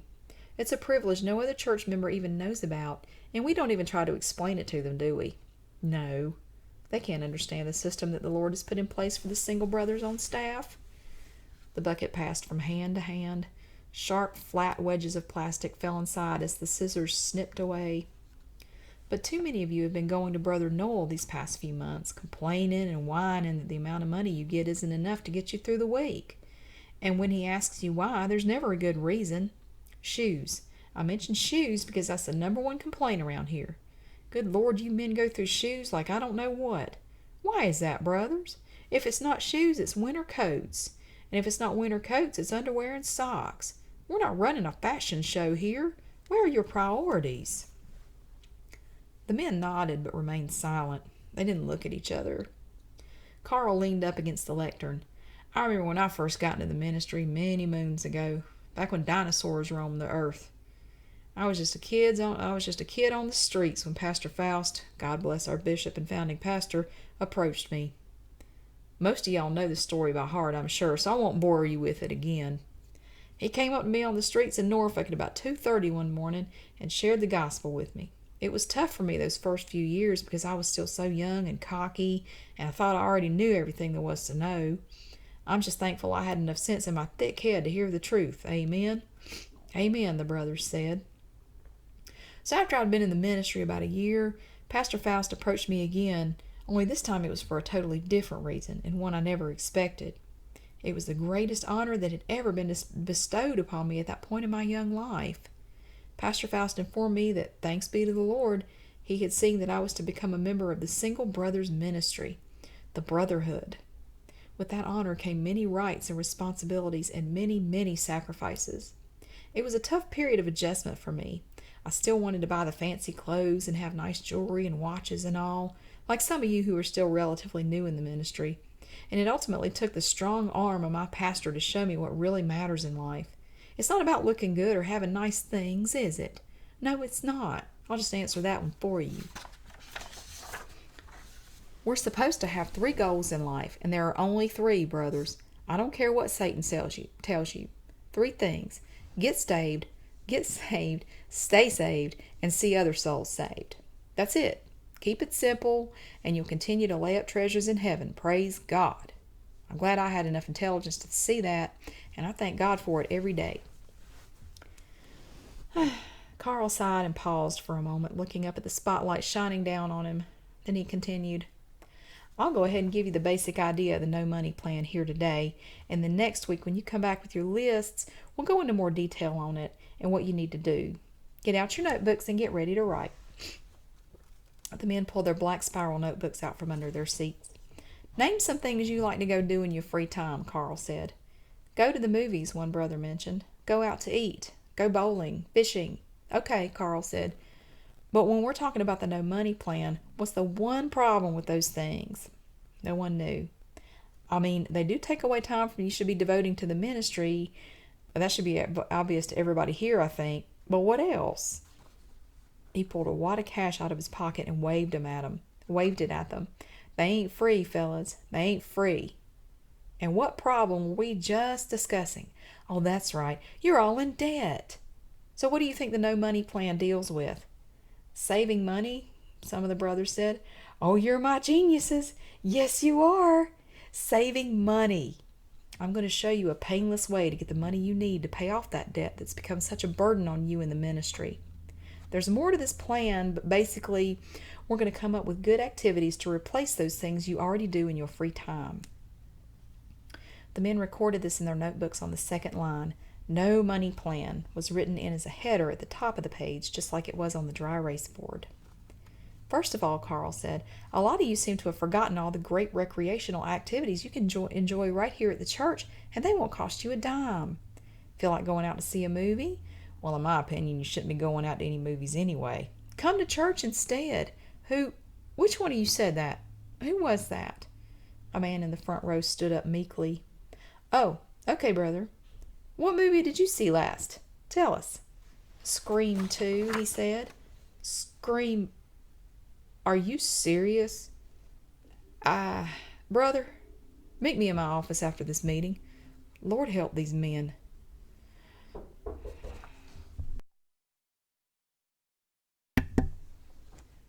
What if we do away with them altogether? What do you say? Like I said, there's nothing out there y'all need to be seeing anyhow. The brothers nodded in agreement. So there's one down already. I think movie rental would be out of the question too, along that line of reasoning. We've got a basketball court here. You could have fellowship in the dining hall or in the sanctuary when it's not in use. Enjoy the company of your brothers instead of going out and blowing money on stuff like that. He wrote movies on the board, then crossed it out with a big black X. The men did the same in their notebooks.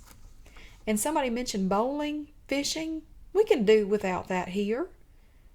These activities serve no purpose at all in this church. Think about your testimony. A true minister of the Lord, and that's what all you brothers aspire to be, I hope.